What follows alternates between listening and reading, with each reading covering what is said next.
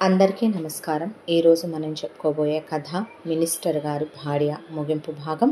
కథలోకి వెళ్ళబోయే ముందు మీరు కనుక మన ఛానల్ని ఫస్ట్ టైం చూస్తున్నట్లయితే తప్పకుండా మన ఛానల్ని లైక్ చేయండి, షేర్ చేయండి, సబ్స్క్రైబ్ చేయండి, బెల్ ఐకాన్ క్లిక్ చేసి ఆల్ అనే బటన్ని ప్రెస్ చేయడం మర్చిపోకండి. కథని ఎక్కడ స్కిప్ చేయకుండా వినండి. మరి కథలోకి వెళ్ళిపోదామా? దీనికి ముందు 3 భాగాలు ఆల్రెడీ అప్లోడ్ చేసి ఉన్నాయి. కథ చాలా ఇంట్రెస్టింగ్గా ఉంటుంది. కంప్లీట్ స్టోరీ విన్న తర్వాత ఆ స్టోరీ గురించి మీరు ఒక ఒపీనియన్కి రండి. ఈ స్టోరీ చాలా చాలా బాగుంటుంది. మిస్ అవ్వకుండా అన్ని పార్ట్స్ వినండి. మన మరో ఛానల్ మనసుకు నచ్చే కథల్లో కూడా స్టోరీ షార్ట్ అండ్ స్వీట్గా చాలా బాగుంటాయి. మీరు వినకపోతే వినండి. మరి ఆలస్యం చేయకుండా కథలోకి వెళ్ళిపోదామా? ఇలా రుద్ర మారిన తర్వాత నందిని లైఫ్లో చాలా చేంజ్ వచ్చింది. అన్ని ఆనందాలు, సంతోషాలే. ప్రశాంతంగా సాగిపోతున్నటువంటి వీళ్ళ జీవితాలు. సరస్వతి, మోహన్ రావు ఒకప్పుడు ఏ చుట్టాలైతే వేలెత్తి చూపించారో తమ అల్లుడిని, ఈ రోజున కూతురు అల్లుడు హోటల్ పెట్టుకొని వాళ్ళకంటూ ఒక మంచి ఆర్థిక పరిస్థితి, ఇల్లు, వాకిలి, పిల్లాడు, సంతృప్తికరంగా కూతురు జీవితం అల్లుడితో ఆనందంగా సాగిపోతోంది. ఎంతకన్నా ఏం కావాలి? ఇక రేపొద్దున రెండో పిల్ల చదువైపోతే ఓ మంచి సంబంధం చూసి చేస్తే అదే ఆనందంగా ఉంటుంది. కొడుక్కి గవర్నమెంట్ ఉద్యోగం వచ్చాక పెళ్లి చేస్తే ఓ మంచి కోడలు వచ్చింది. జీవితంలో ఇంతకన్నా ఏమీ అక్కర్లేదేమో. బహుశా మారడనుకున్న అల్లుడు అంత తొందరగా మారటం దేవుడు చేసిన అద్భుతమే అనుకునే ఒరే అరే అనే దగ్గర నుంచే మావయ్య, అత్తయ్య అనేదాకా అల్లుడు మారటం ఒక గర్వకారణం అనిపించింది ఆయనకి. కూతురు ఒకవైపున ఎందుకు పనికిరాని మట్టి ముద్ద లాంటి అల్లుడినే అణువణువు కూడా అల్లుళ్ళలో మార్పుని ఆవిడ చూస్తున్నారు. అల్లుడికి ఇప్పుడు సంస్కారం, విలువలు, మాట్లాడటం, అల్లుడికి ఏది మాట్లాడేటప్పుడైనా ఆలోచించి మాట్లాడే ఆలోచన, గుణం అన్నీ వచ్చాయి. ఎంతకన్నా ఒక మనిషికి ఇంకేం కావాలి? తాముగా తెచ్చిన ఇంతకన్నా గొప్ప సంబంధాన్ని తేలేకపోదురేమోలే అని వీళ్ళు అనుకుంటూ ఉండగానే ఈలోపు ఒకానొక రోజు మోహన్ రావు అనుకున్న ఐడియా కాస్త రుద్ర, నందిని అనుకొని కొత్తగా ట్రావెల్స్ బిజినెస్ కూడా స్టార్ట్ చేశారు. ఇలా ఏ వైపు నుంచి కూతురు అల్లుడు ఖాళీగా ఉండట్లేదో, జీవితం ఆనందంగా సాగిపోతుంది. ఇది చాలయ్యా దేవుడా అని అనుకుంటూ ఉండగా వీళ్ళ జీవితాల చుట్టూ కథ ఇక్కడ ఇలా సంతోషాల మధ్య తిరుగుతూ ఉండగా అక్కడ ఒకవైపున మినిస్టర్ కనకరాజు ఇంట్లో మినిస్టర్ కొడుకు మధుకర్ బయటికి వెళ్ళాడు. మినిస్టర్ భార్య రాగినే ఎక్కడికో ఉమెన్స్ క్లబ్ అని చెప్పి వెళ్ళింది. కనకరాజు ఒక్కడే ఇంట్లో ఉన్నాడు, మందు తాగుతున్నాడు. కరెక్ట్గా అదే టైం కనకరాజుకు ఫోన్ వచ్చి, సార్, మీరు హాస్పిటల్లో అడ్మిట్ చేసిన ఆవిడ ఇన్ని సంవత్సరాల తర్వాత కోమాలో నుండి బయటకు వచ్చారు. ఆవిడ నార్మల్ అయ్యారు. చుట్టూ చూస్తున్నారు. ఆవిడ లేవగానే ఫస్ట్ మిమ్మల్నే తలుచుకుని మీ పేరు పెట్టి మిమ్మల్నే అడిగారు. అవునా, తను నిజంగా లేచిందా అని అడిగాడు కనకరాజు. అవును సార్, మీరు వెంటనే బయలుదేరి వస్తే ఇప్పుడే వస్తానయ్యా. వస్తావా ఏంటి అని ఆ సిటీలోనే ఉన్న చాలా పెద్ద బిగ్గెస్ట్ కార్పొరేట్ హాస్పిటల్ అదే. చాలా పెద్ద బలిసిన కోటీశ్వరులు తప్ప అక్కడ సామాన్యమైన వాళ్ళు ట్రీట్ చేయించుకోవటానికే భయపడేలాంటి హాస్పిటల్ అది. చాలా కమర్షియల్ హాస్పిటల్. అలాంటి హాస్పిటల్కి కనకరాజు అరగంటలో కారులో డ్రైవర్ని కూడా, నువ్వులే నాకు పని ఉంది అని చెప్పి డ్రైవర్ని కూడా పంపించేసి తనొక్కడే పర్సనల్గా డ్రైవ్ చేసుకుంటూ వెళ్ళాడు. అక్కడికి వెళ్ళగానే పరుగులు పెడుతూ డాక్టర్ దగ్గరికి వెళితే, సార్, మ్యామ్ లేచారు. మ్యామ్ లేవగానే మీ పేరు పెట్టే మిమ్మల్ని అడిగారు. మ్యామ్కి ఇప్పటి వరకు అన్నీ చెక్ చేసి చూసాం, అన్నీ నార్మల్గా ఉన్నాయి. కొన్ని టెస్టులు జరిపిస్తున్నాం. మీరు పర్ఫెక్ట్లీ ఆల్ రైట్గా ఉన్నారు. ఆవిడ మీరు ఏం మాట్లాడాలనుకున్నా నిస్సంకోచంగా మాట్లాడవచ్చు. ఆవిడ్ని వెరీ సూన్ ఒక 1 వీక్లోనే డిశ్చార్జ్ చేస్తాం అని డాక్టర్ చెప్పాక డాక్టర్ని హక్ చేసేసుకున్నాడు కనకరాజు. డాక్టర్ నవ్వి, మీరు వెళ్ళండి అన్నాక నాకు పర్సనల్ స్పేస్ కావాలి. అదేటు విఐపి సూట్ రూమే కదా సార్, ఎవరు రారు, మీరు వెళ్ళండి అన్నాక ఉన్న సిస్టర్ను కూడా డాక్టర్ బయటికి రమ్మన్నట్టు తలాడిచ్చేసరికి సిస్టర్ బయటికి వెళ్ళిపోయింది. వెళ్ళిన కనకరాజు పరిగెత్తుకుంటూ వెళ్ళి నాగమణి అనే అక్కడ ఉన్న స్త్రీని గట్టిగా కౌగిలించుకొని పెదాల మీద ముద్దులు పెట్టుకొని మొహం నిండా ముద్దుల వర్షం కురిపిస్తే ఐ లవ్ యూ కనకం అని ఆ నాగమణి అనే ఆవిడ కనకరాజుని అలా కౌగిలించేసుకొని ముఖమంతా ముద్దులు పెట్టి ముందు ఇద్దరు ఒకళ్ళని ఒకళ్ళు వాటేసుకొని వెక్కిళ్ళు పెట్టి ఏడ్చుకున్నారు. ఏడ్చుకున్న తర్వాత ఎలా ఉన్నావు కనకం అని అడిగితే, ఎలా ఉంటాను, నువ్వు లేకుండా కట్టుకున్న భార్య ఇలా మంచం పాలైపోతే నా ప్రాణమైన నువ్వు నాకు దూరం అయిపోయి ఎన్ని సంవత్సరాలైంది, ఇలా మంచాన పడే ఎలా సంతోషంగా ఉంటానే నేను అనేసరికి ఇద్దరు చాలా క్లోజ్గా ఒకళ్ళు ఒళ్ళు ఒకళ్ళు పడి ఏడ్చుకొని ఆ తర్వాత కాసేపటికి ఓదార్చుకున్న తర్వాత ఇప్పుడు నీ ఆరోగ్యం ఎలా ఉంది నాగమణి అంటే, బాగానే ఉంది, మన పిల్లాడేడి, పిల్లాడిని తీసుకురాలేదా అయ్యా నువ్వు అని అడిగింది నాగమణి. పిల్లాడేంటి, మనకి పిల్లాడెక్కడున్నాడే అని అడిగేపాటికి, పిల్లాడెక్కడున్నాడే ఏంటయ్యా, మన బిడ్డయ్యా, మన కొడుకయ్యా, మన ఇద్దరికి పుట్టిన బిడ్డయ్యా, మన కొడుకు ఏడయ్యా, అదేంటయ్యా పిల్లాడేమయ్యాడని అడుగుతావు అనేసరికి కనకరాజు, నువ్వు దొరికినప్పుడు నువ్వు ఒక్కదానివి మాత్రమే హాస్పిటల్లో ఉన్నావు మణి, నీతో పాటు పిల్లాడేమీ లేడే, మనకి పిల్లాడు పుట్టాడా అంటే, అయ్యో మన బిడ్డ ఏమైపోయాడు, ఎక్కడున్నాడు, ఎవరు పెంచుతున్నారు, బతికున్నాడా చచ్చిపోయాడా, నా బిడ్డ నాకు కావాలే, నా బిడ్డ లేకపోతే నేను బ్రతకలేను, ఇప్పుడైనా సరే నీతో కాపురం చేసి నేను నలుగురినైనా కంటానేమో కానీ నీకు నాకు సంతానం లేకుండా మాత్రం నేను ఉండనని ఆ రోజే చెప్పాను నీకు అనేసరికి కనకరాజు నాగమణి ఇద్దరూ కలిసే అలా ఒక్కసారిగా కొన్ని సంవత్సరాల వెనక్కి వాళ్ళ గతంలోకి వాళ్ళు వెళ్ళారు. కనకరాజు నాగమణి పక్క ఇళ్లల్లోనే పుట్టి పెరిగిన ఇద్దరు పిల్లలు. చిన్నప్పటి నుంచి కనకరాజుకి నాగమణి అంటే చాలా ఇష్టం. చాలా పేదరికంలో ఒక స్లమ్ ఏరియాలో పక్క గుడిసెల్లో పుట్టి పెరిగిన వాళ్ళు వీళ్ళు. చిన్నప్పటి నుంచే కనకరాజుకి చదువు అంటే ఇష్టం. దాంతోనే కనకరాజు గవర్నమెంట్ స్కూళ్ళల్లో కాలేజీల్లో పడి అలా డిగ్రీ వరకు చదువుకున్నాడు. చదువుకున్న తర్వాత కనకరాజు ఎప్పుడో నాగమణి వయసుకు వచ్చిన దగ్గర నుంచే నాగమణితో ఫిజికల్గా క్లోజ్ అయ్యి నాగమణితో చాలా మెంటల్ అటాచ్మెంటు, లవ్, బాండింగు ఏర్పడిపోయింది ఇద్దరికీ. దాంతో నాగమణి అంటే కనకరాజుకి పంచ ప్రాణాలు. కనకరాజుకి ఒక ఉద్యోగం వచ్చింది, సాదా సీదా ప్రైవేట్ ఉద్యోగం సిటీలో. అయితే ఒక మంచి సంబంధం చూసి చేస్తాం, కనకరాజు అక్క కూతుర్నే చేసుకోమన్నారు. కనకరాజు అమ్మ నాన్నలో, నేను పక్కింటి నాగమణిని ఇష్టపడ్డాను, నాగమణిని తప్ప ఎవరిని చేసుకోను అంటే, నాగమణి అమ్మ నాన్నలు మీ కులపోళ్ళకి మమ్మాయినివ్వము అంటే, మేము ఏమీ మెమ్మాయిని చేసుకోవటానికి కానీ కట్నం లేకుండా సిద్ధంగా లేవులే అనే, నువ్వు దాన్ని చేసుకోవటానికి వెళ్ళేదంటే, నువ్వు వాణ్ణి చేసుకోవటానికి వెళ్ళేదంటే పెద్దల్ని ఎదిరించి పెద్దలతో అన్ని సంబంధ బాంధవ్యాలు తెగదెంపులు చేసుకొని ఇద్దరు ఆ రోజుల్లోనే రిజిస్టర్ మ్యారేజ్ చేసుకుని పెళ్లి రిజిస్టర్ చేయించుకొని పెళ్లి సర్టిఫికెట్తో మెళ్ళో దండలతో తాళి కట్టి వచ్చి నుంచుంటే రెండు కుటుంబాలు వీళ్ళని ఆ ఊరు నుంచి పెద్దలు వెలివేశారు. ఆ తర్వాత కనకరాజు ఏమీ భయపడలేదు. నాగమణిని తీసుకొచ్చే సిటీలో కాపురం పెట్టుకున్నాడు. కాపురం పెట్టుకున్నాక నాగమణిని పనికి పంపించడం, పనులు చేయించడం ఇలాంటి కనకరాజు చేయించడు. కాలు కింద పెట్టకుండా పెళ్ళాన్ని నెత్తి మీద పెట్టుకొని చూసుకొని ఎర్లీగా సాయంత్రం 5ంటికే ఆఫీసు నుంచి వచ్చిన తర్వాత సినిమాలకు వెళ్ళటం, ఉన్నంతలోనే పెళ్ళానికి చీరలు కొనటం, పెళ్ళానికి పూలు దాటం, బయటికి తీసుకెళ్ళటం. ఇక ఆ తర్వాత అంతా రొమాంటిక్ టైమే. అసలు శనివారం ఆదివారం తలుపులు కూడా తీయరు ఇద్దరు. పెళ్ళామంటే ఇష్టం అనేది చాలా చిన్న మాట కనకరాజుకే. పంచ ప్రాణాలు నాగమణి అంటే. ఆ తర్వాత వీళ్ళ లైఫ్లు ఇలా హ్యాపీగా సాఫీగా సాగిపోతూ వెంటనే పిల్లల్ని కనకూడదు, లైఫ్ ఎంజాయ్ చేయాలనుకున్నారు ఇద్దరు.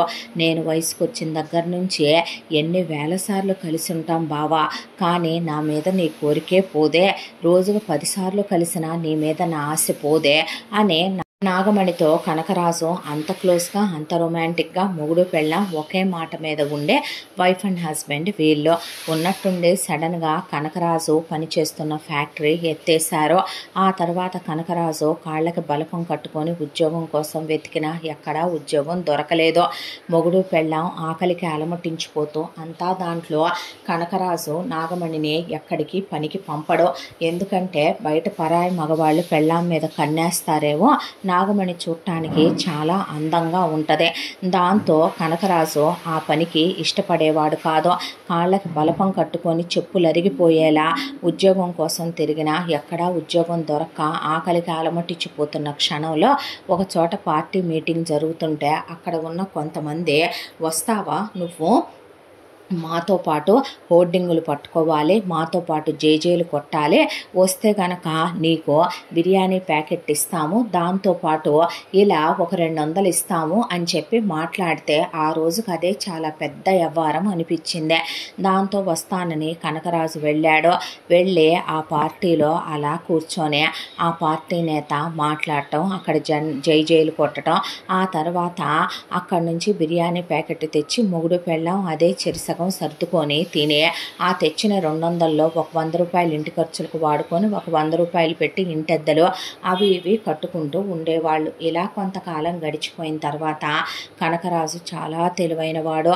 అలా ఉండే కనకరాజు మెల్లమెల్లగా తను ఒక ప్లకార్డు పట్టుకునే దాని దగ్గర నుంచి మెల్లగా ఆ మినిస్టర్ ఇంట్లోకి ప్రవేశించాడు.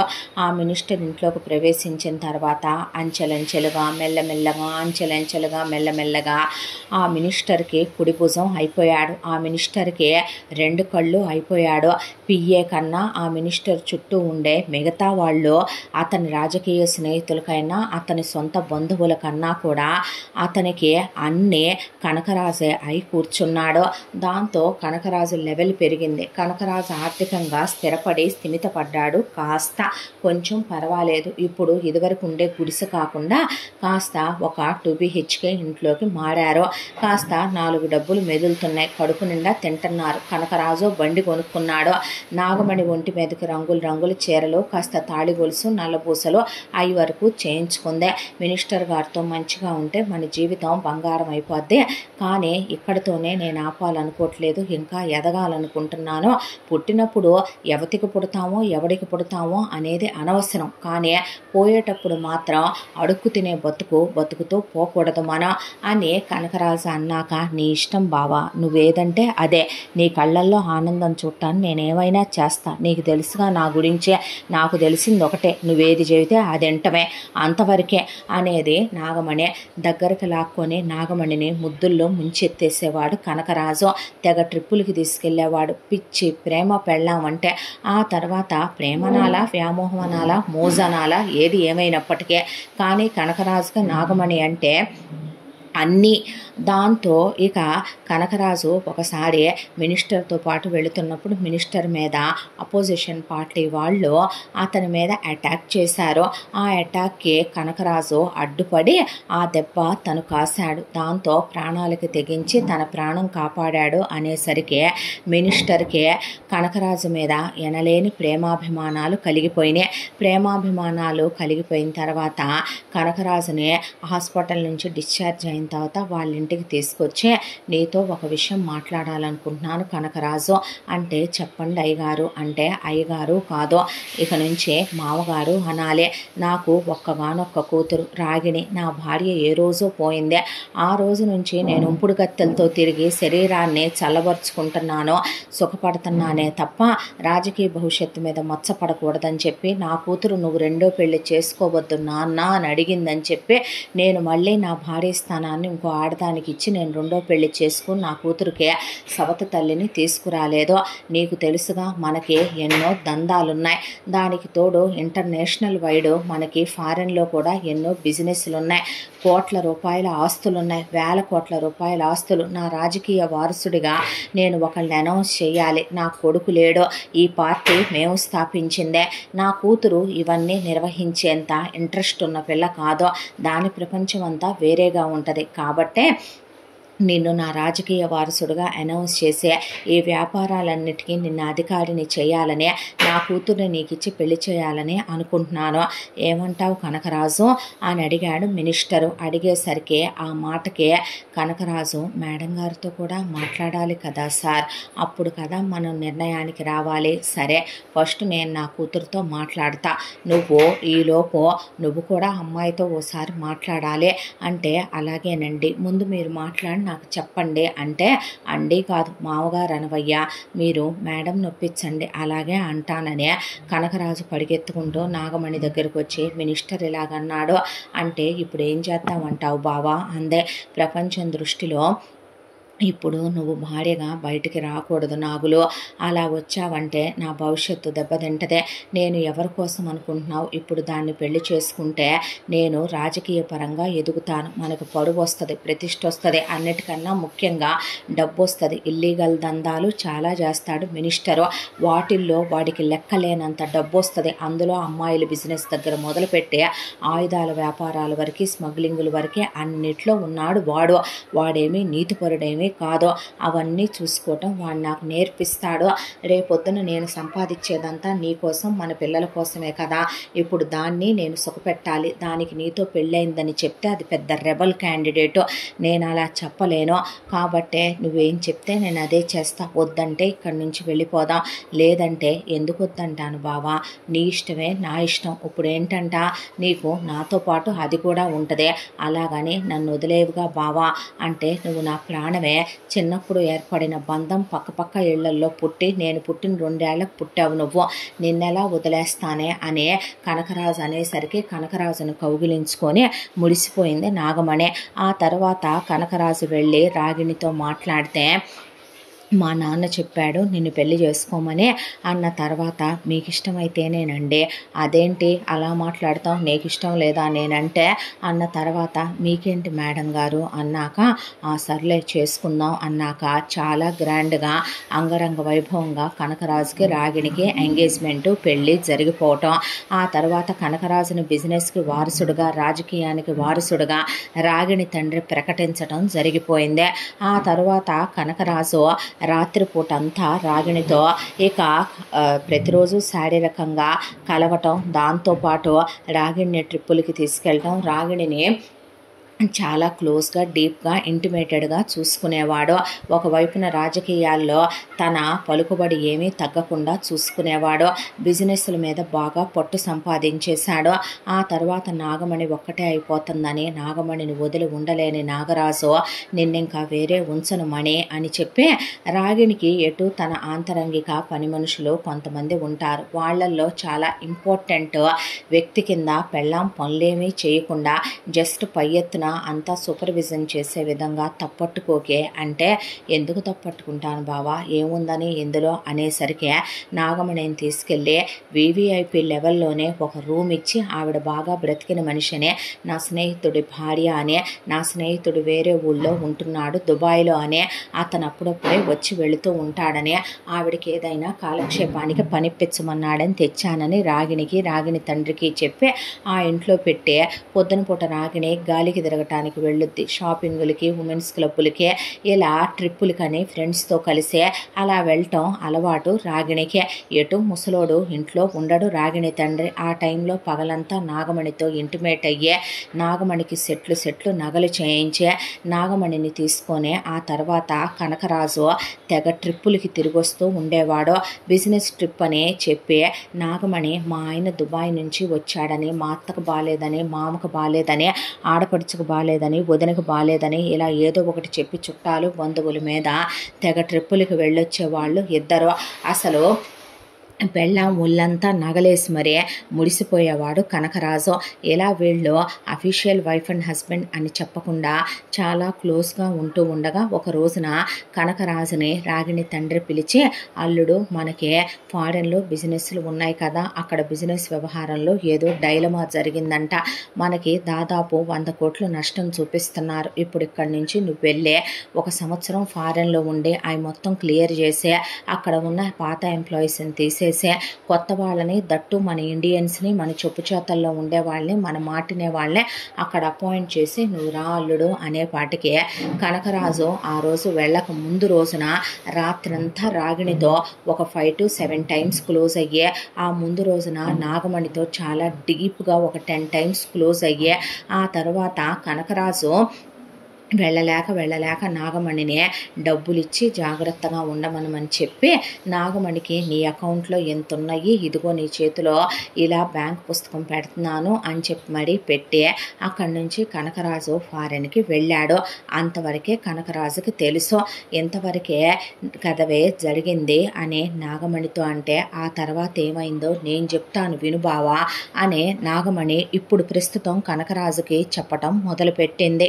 నువ్వు అలా వెళ్ళిపోయిన తర్వాత నువ్వు ఆ రోజు కలిసేటప్పుడు ఏమీ వాడకపోవటం, అంతకుముందు మనం ట్రిప్పులకి వెళ్ళినప్పుడు కూడా నువ్వేమీ వాడకపోవటంతో నాకు కడుపు వచ్చింది. నేను కళ్ళు తిరిగి పడిపోయి ఆ విషయం నీకు చెప్పాలని ఎంత మురిసిపోయానో. అప్పుడు దరిద్రానికి మన దగ్గర ఏమీ అందుబాటులో లేకపోతానా నువ్వు వచ్చిన తర్వాత నీకు మన బిడ్డని చూపించాలి అనే కడుపుని ఎంత జాగ్రత్తగా కాసుకున్నానో తెలుసా.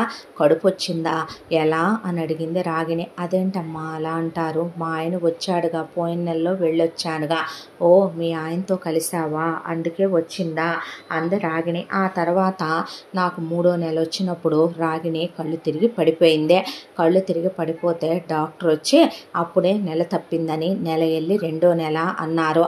నేను చెప్పేది నీకు అర్థం అవుతుందా అంది కనకరాజు వైపు చూసి నాగమణి. అంటే ఏంటే అర్థమైందా, ఆ రోజు నువ్వు నాతోనూ కలిసావు దాంతోనూ కలిసావు, నాకు ఎమ్మటే కడుపు వచ్చే అప్పటికి నాకు 3వ నెల, దానికి నా 3వ నెలప్పుడు కడుపు వచ్చి నెల అంటే అది నువ్వు వెళ్ళాక ఎవరితోనో పులికి కడుపు తెచ్చుకుందే, ఆ కడుపు నీకు రాలేదు, దానికి పిల్లలు పుట్టారా అని అడిగితే పుట్టాడు, కొడుకు పుట్టాడు, ఆడు నీకు పుట్టలేదు బావా అన్న తర్వాత అంటే అన్నాడు కనకరాజు.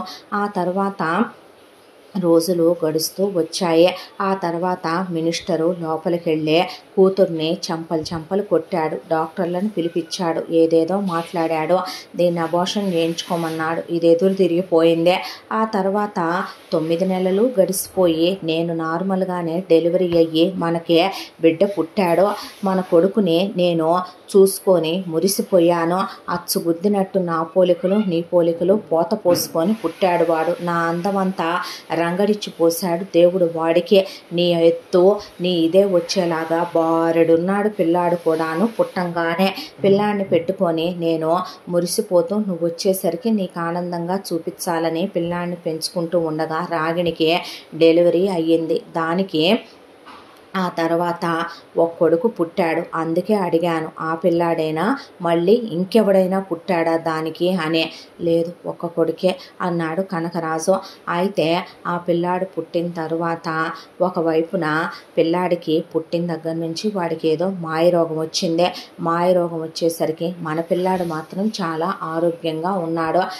పెద్ద డాక్టర్లను పిలిపించాడు మినిస్టరు. వచ్చిన డాక్టర్లు డిఎన్ఏలో ఏదో కావాలి, అది పెట్టి పిల్లాడికి వైద్యం చెయ్యాలి, బ్లడ్లో ఏదో తేడా వచ్చింది, ఏదేదో చెప్పారు వాళ్ళు ఇంగ్లీష్లో. నేను ఇంటర్ వరకు చదువుకున్నాను కానీ అంత పెద్ద ఇంగ్లీష్ నాకు అర్థం కాలేదు. దాంతో మీ వారు ఫారెన్లో ఉన్నారుగా, వెంటనే పిలిపించమంటే పిలిపించాల్సింది ఫారెన్లో ఉన్న కనకరాజును కాదు కదా, పిల్లాడి ఫాదర్నుగా అనేపాటికి డాక్టర్ అదిరిపోయి ఆ తర్వాత ఎవడో ఒకడినే ఆ పిల్లాడికి నాన్న అని ఇది పిలిపించిన తర్వాత వాడిని లోపలికి తీసుకెళ్ళి వాడిని కౌగిలించుకొని రాగిణి వాడితో పిల్లాడిని కూడా వదిలేసి 10 రోజుల పాటు పగలు రాత్రి తేడా లేకుండా, చెప్పాలంటే చాలా అసభ్యంగా, ఒక ఆడది చేయకూడనంత ఘోరంగా వాడితో శృంగారం సలిపిందే. ముసలోడు అవన్నీ చూసి నలిగిపోయాడు. తర్వాత డాక్టర్లు వచ్చే డిఎన్ఏ వాడి కావలసినవన్నీ వాడి దగ్గర శాంపిల్స్ తీసుకున్న తర్వాత పిల్లాడు బతికి బట్ట కట్టాడు. ఏమీ అవ్వదు అని చెప్పాక మినిస్టరు ఒక రోజున కూతురు వాడితో పగలు రాత్రి లేకుండా వాడిని వదిలిపెట్టలేక వాడితో అసభ్యంగా ఇది తప్ప తాగి మరే, చెప్పాలంటే నగ్నంగానే అసలు ఇల్లంతా తిరిగేయటం మొదలుపెట్టి చాలా వల్గర్గా బిహేవ్ చేశారు ఇద్దరు.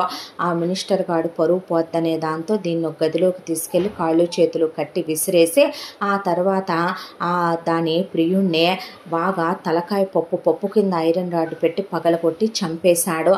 చంపేసిన తర్వాత నేను ఇదంతా అక్కడే ఉండే చూస్తూ ఉన్నాను. కానీ నా చేతిలో ఉన్న మన పిల్లాడు కెవ్వుమని ఏడ్చేసరికి ఆ మినిస్టర్ గాడికి నేను కనపడిపోయాను. ఈ నిజం ఇక్కడే సమాధైపోవాలని నేను నీకు నిజం చెప్తాను కదా, ఆ పిల్లాడు నీకు పుట్టలేదనే. దాంతో ఎక్కడ నీకు ఆ విషయం తెలిసిపోద్దో ఇంకో వారం 10 రోజుల్లోనే నువ్వు రాబోతున్నావు.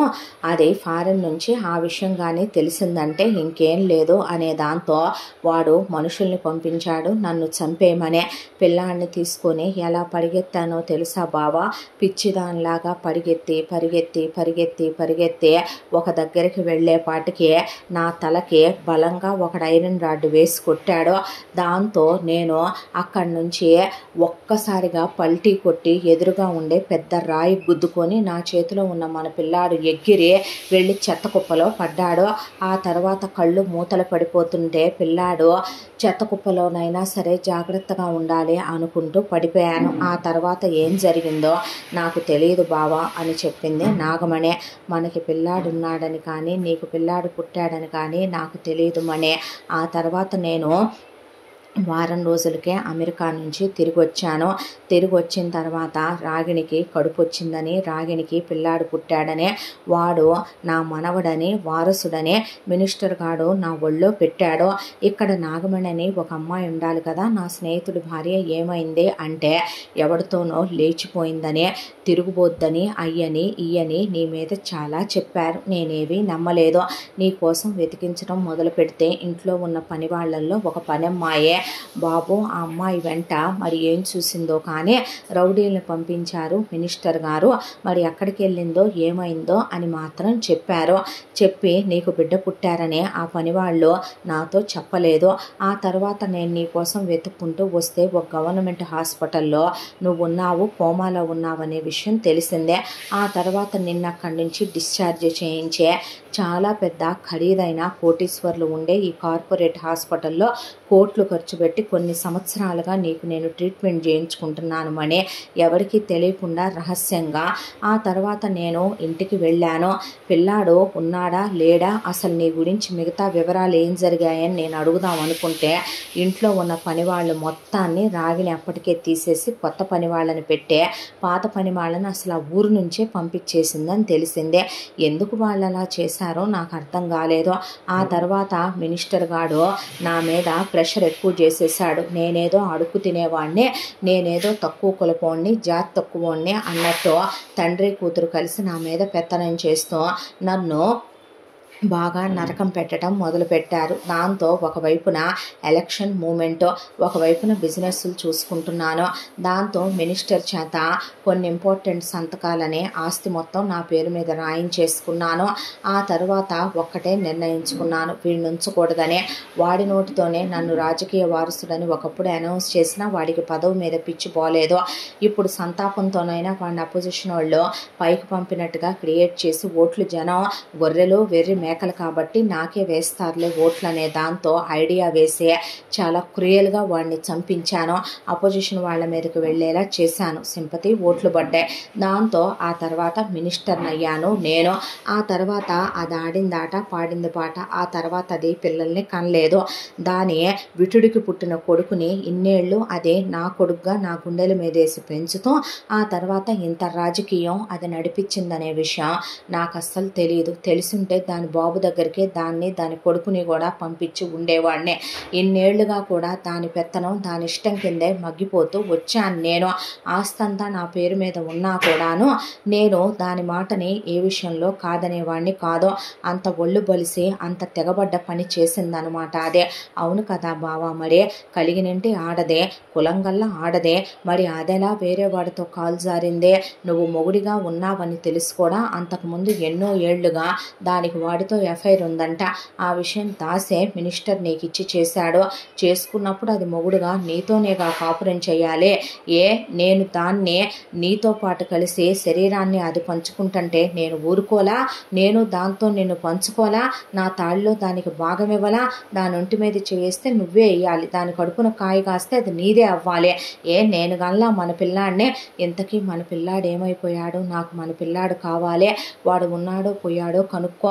వాడు వాడు ఉంటే మాత్రం ఎట్టి పరిస్థితుల్లో మన బిడ్డను మనం తెచ్చుకుందాం, లేదంటే ఇప్పుడైనా పద మనం ఏ ట్రిప్పులకో వెళ్ళే, నేను కంటానికి రెడీగానే ఉన్నాను, ఈ వయసులోనైనా నేను నలుగురిని కనగల స్టామినా ఉంది నాకు, నీ మీద నాకు అంత మోజు ఆశ కోరిక ఉంటాయని నీకు తెలుసు, ముందైతే నా బిడ్డ కోసం వెతికించవయ్యా, లేదంటే నేను సచ్చి ఊరుకుంటాను చెప్తున్నాను, నేను మాత్రం వదలను అనేపాటికి మన కొడుకు ఆస్తి అంతా నువ్వు కట్టబెట్టాలి, మన కొడుకుని నువ్వు రాజకీయ వారసుని చెయ్యాలి, మన కొడుకుని నువ్వు కోటీశ్వరుని చెయ్యాలి, మన కొడుకుని అందలం ఎక్కించాలి అనేసరికి నువ్వు కంగారు పడుకో, కోమాలో నుంచి వచ్చింది ఇప్పుడే కదా, ఒక వారం రోజుల్లో డాక్టర్ డిశ్చార్జ్ చేస్తానంటే ఈ వారం రోజుల్లోనే నాకు నా పిల్లాడి గురించి కావాలి అనేపాటికి ఇక కనకరాజుకి బుర్ర పనిచేయక ఆ రోజు విషయాల్లోకి తవ్వుకుంటా వెళ్ళాడు కనకరాజు. తవ్వుకుంటా వెళ్తే సీక్రెట్గా ఒక టీంనే పెట్టి తవ్వుకుంటూ వెళ్ళేసరికి ఆ రోజున జరిగిందంతా నిజమేనని నిజమేనని తెలిసిన తర్వాత కనకరాజు గుండె పగతో మండిపోయింది పెళ్ళానికి పుట్టిన కొడుకు మీద. ఆ తర్వాత ఆ రోజు నాగమణి అలా పడిపోయి కోమాలోకి వెళ్ళాక చెత్తకుండీలో పడిపోయిన పిల్లాడితో సహా నాగమణి ఎవరో చూసి హాస్పిటల్కి పంపించారని, అలా గవర్నమెంట్ హాస్పిటల్కి వచ్చిన తర్వాత నాగమణి కోమాలోకి వెళ్ళిపోయిందని, ఎవరో ఏంటో జాడ తెలియలేదని, పక్కన పిల్లాడున్నాడని పిల్లాడిని తీసుకెళ్ళి అనాథాశ్రమంలో జాయిన్ చేసేయమని డాక్టరు అక్కడి నుంచి చెప్పి, లేదంటే పోలీసులకు ఇన్ఫార్మ్ చేయమని చెప్పి వెళ్ళిపోతే అక్కడున్న నర్సుకి ప్రాణం ఒప్పక పిల్లాడిని తీసుకెళ్ళి ఎవరైనా పిల్లలు లేని వాళ్ళకి ఇద్దాంలే అని ఆ నర్సు అనుకుంటే, ఆ నర్సు ఒక స్లమ్ ఏరియాలో అద్దెకుండేది. అప్పటికే ఆ నర్సుకి పెళ్ళి అవ్వలేదు. వెంటనే ఆ నర్సుకి పెళ్లి సంబంధం కుదిరిపోయింది. దాంతోపాటు నర్సుకి ప్రమోషను ట్రాన్స్ఫర్ వచ్చి వేరే ఊరు గవర్నమెంట్ హాస్పిటల్కి వెళ్లాల్సి వచ్చింది. దాంతో పిల్లాడున్నాడని తెలిస్తే చేసుకునే వాళ్ళకి లేనిపోయిన అనుమానాలు వస్తాయి అని చెప్పి ఆ నర్సు ఆ పిల్లాడిని అక్కడే ఎవరికో ఇచ్చేసి ఆ నర్సు వెళ్ళిపోయానని నర్సు కనపడి అంతవరకు చెప్పింది కనకరాజుకి. చెప్పిన తర్వాత ఏ స్లమ్ములో ఎవరికి ఇచ్చావు అంటే, ఆ స్లమ్ము చెప్పి ఒక ముసల్దానికి ఇచ్చానండి నేను అని చెప్పింది నర్సు. చెప్పిన తర్వాత బాబు చూడటానికి చాలా ముద్దుగా అందంగా ఉన్నాడు, అందుకే అనాథాశ్రమంలో వేయలేకపోయాను అన్నాక నర్సును పట్టుకొని నాగమణి ఏడ్చేసిన తర్వాత ఆనవాళ్ళు ఉన్నయ్యయ్యా, పిల్లాడికి నీకున్నట్టే వీప్ మీద ఇంత పెద్ద పావలాకాశం అంత పుట్టుమచ్చ ఉంటుంది మన బిడ్డకే అన్న తర్వాత అలా ఎవరిని పడితే వాడిని నమ్మేసి తీసుకొచ్చే మన వారసుడని మనం అంటాం కరెక్ట్ కాదని చెప్పి అక్కడి నుంచి మళ్ళీ మనుషుల్ని పెట్టి నర్సు చెప్పిన స్లమ్లో వెతికించడం మొదలుపెట్టాడు కనకరాజు. ఆ రోజుల్లో ఈ రోజుల్లో వాళ్ళు ఎవరూ తెలియదని చెప్పారు చాలామంది. కానీ అక్కడ ఒక ముసలు ఆయన ఉన్నాడు.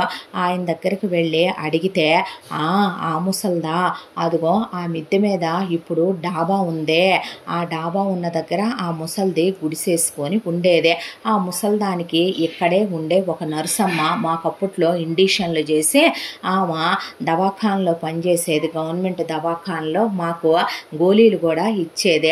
ఆ తర్వాత ఆ నర్సమ్మ ఒకరోజు పిల్లాడిని తెచ్చిందే, ఎవరో బిడ్డంట, తల్లి ఏదో సుస్థిలో ఉందని చెప్పి ఆ తర్వాత పెంచింది పిల్లాడిని నర్సమ్మే. కానీ నర్సమ్మకు పెళ్లి కుదిరిందని వెళ్ళిపోతున్నాను బదిలీ మీద అనే ఆ పైన ఉండే ముసల్దానికి ఆ సంటోడిని ఇచ్చేసి వెళ్ళిపోయింది.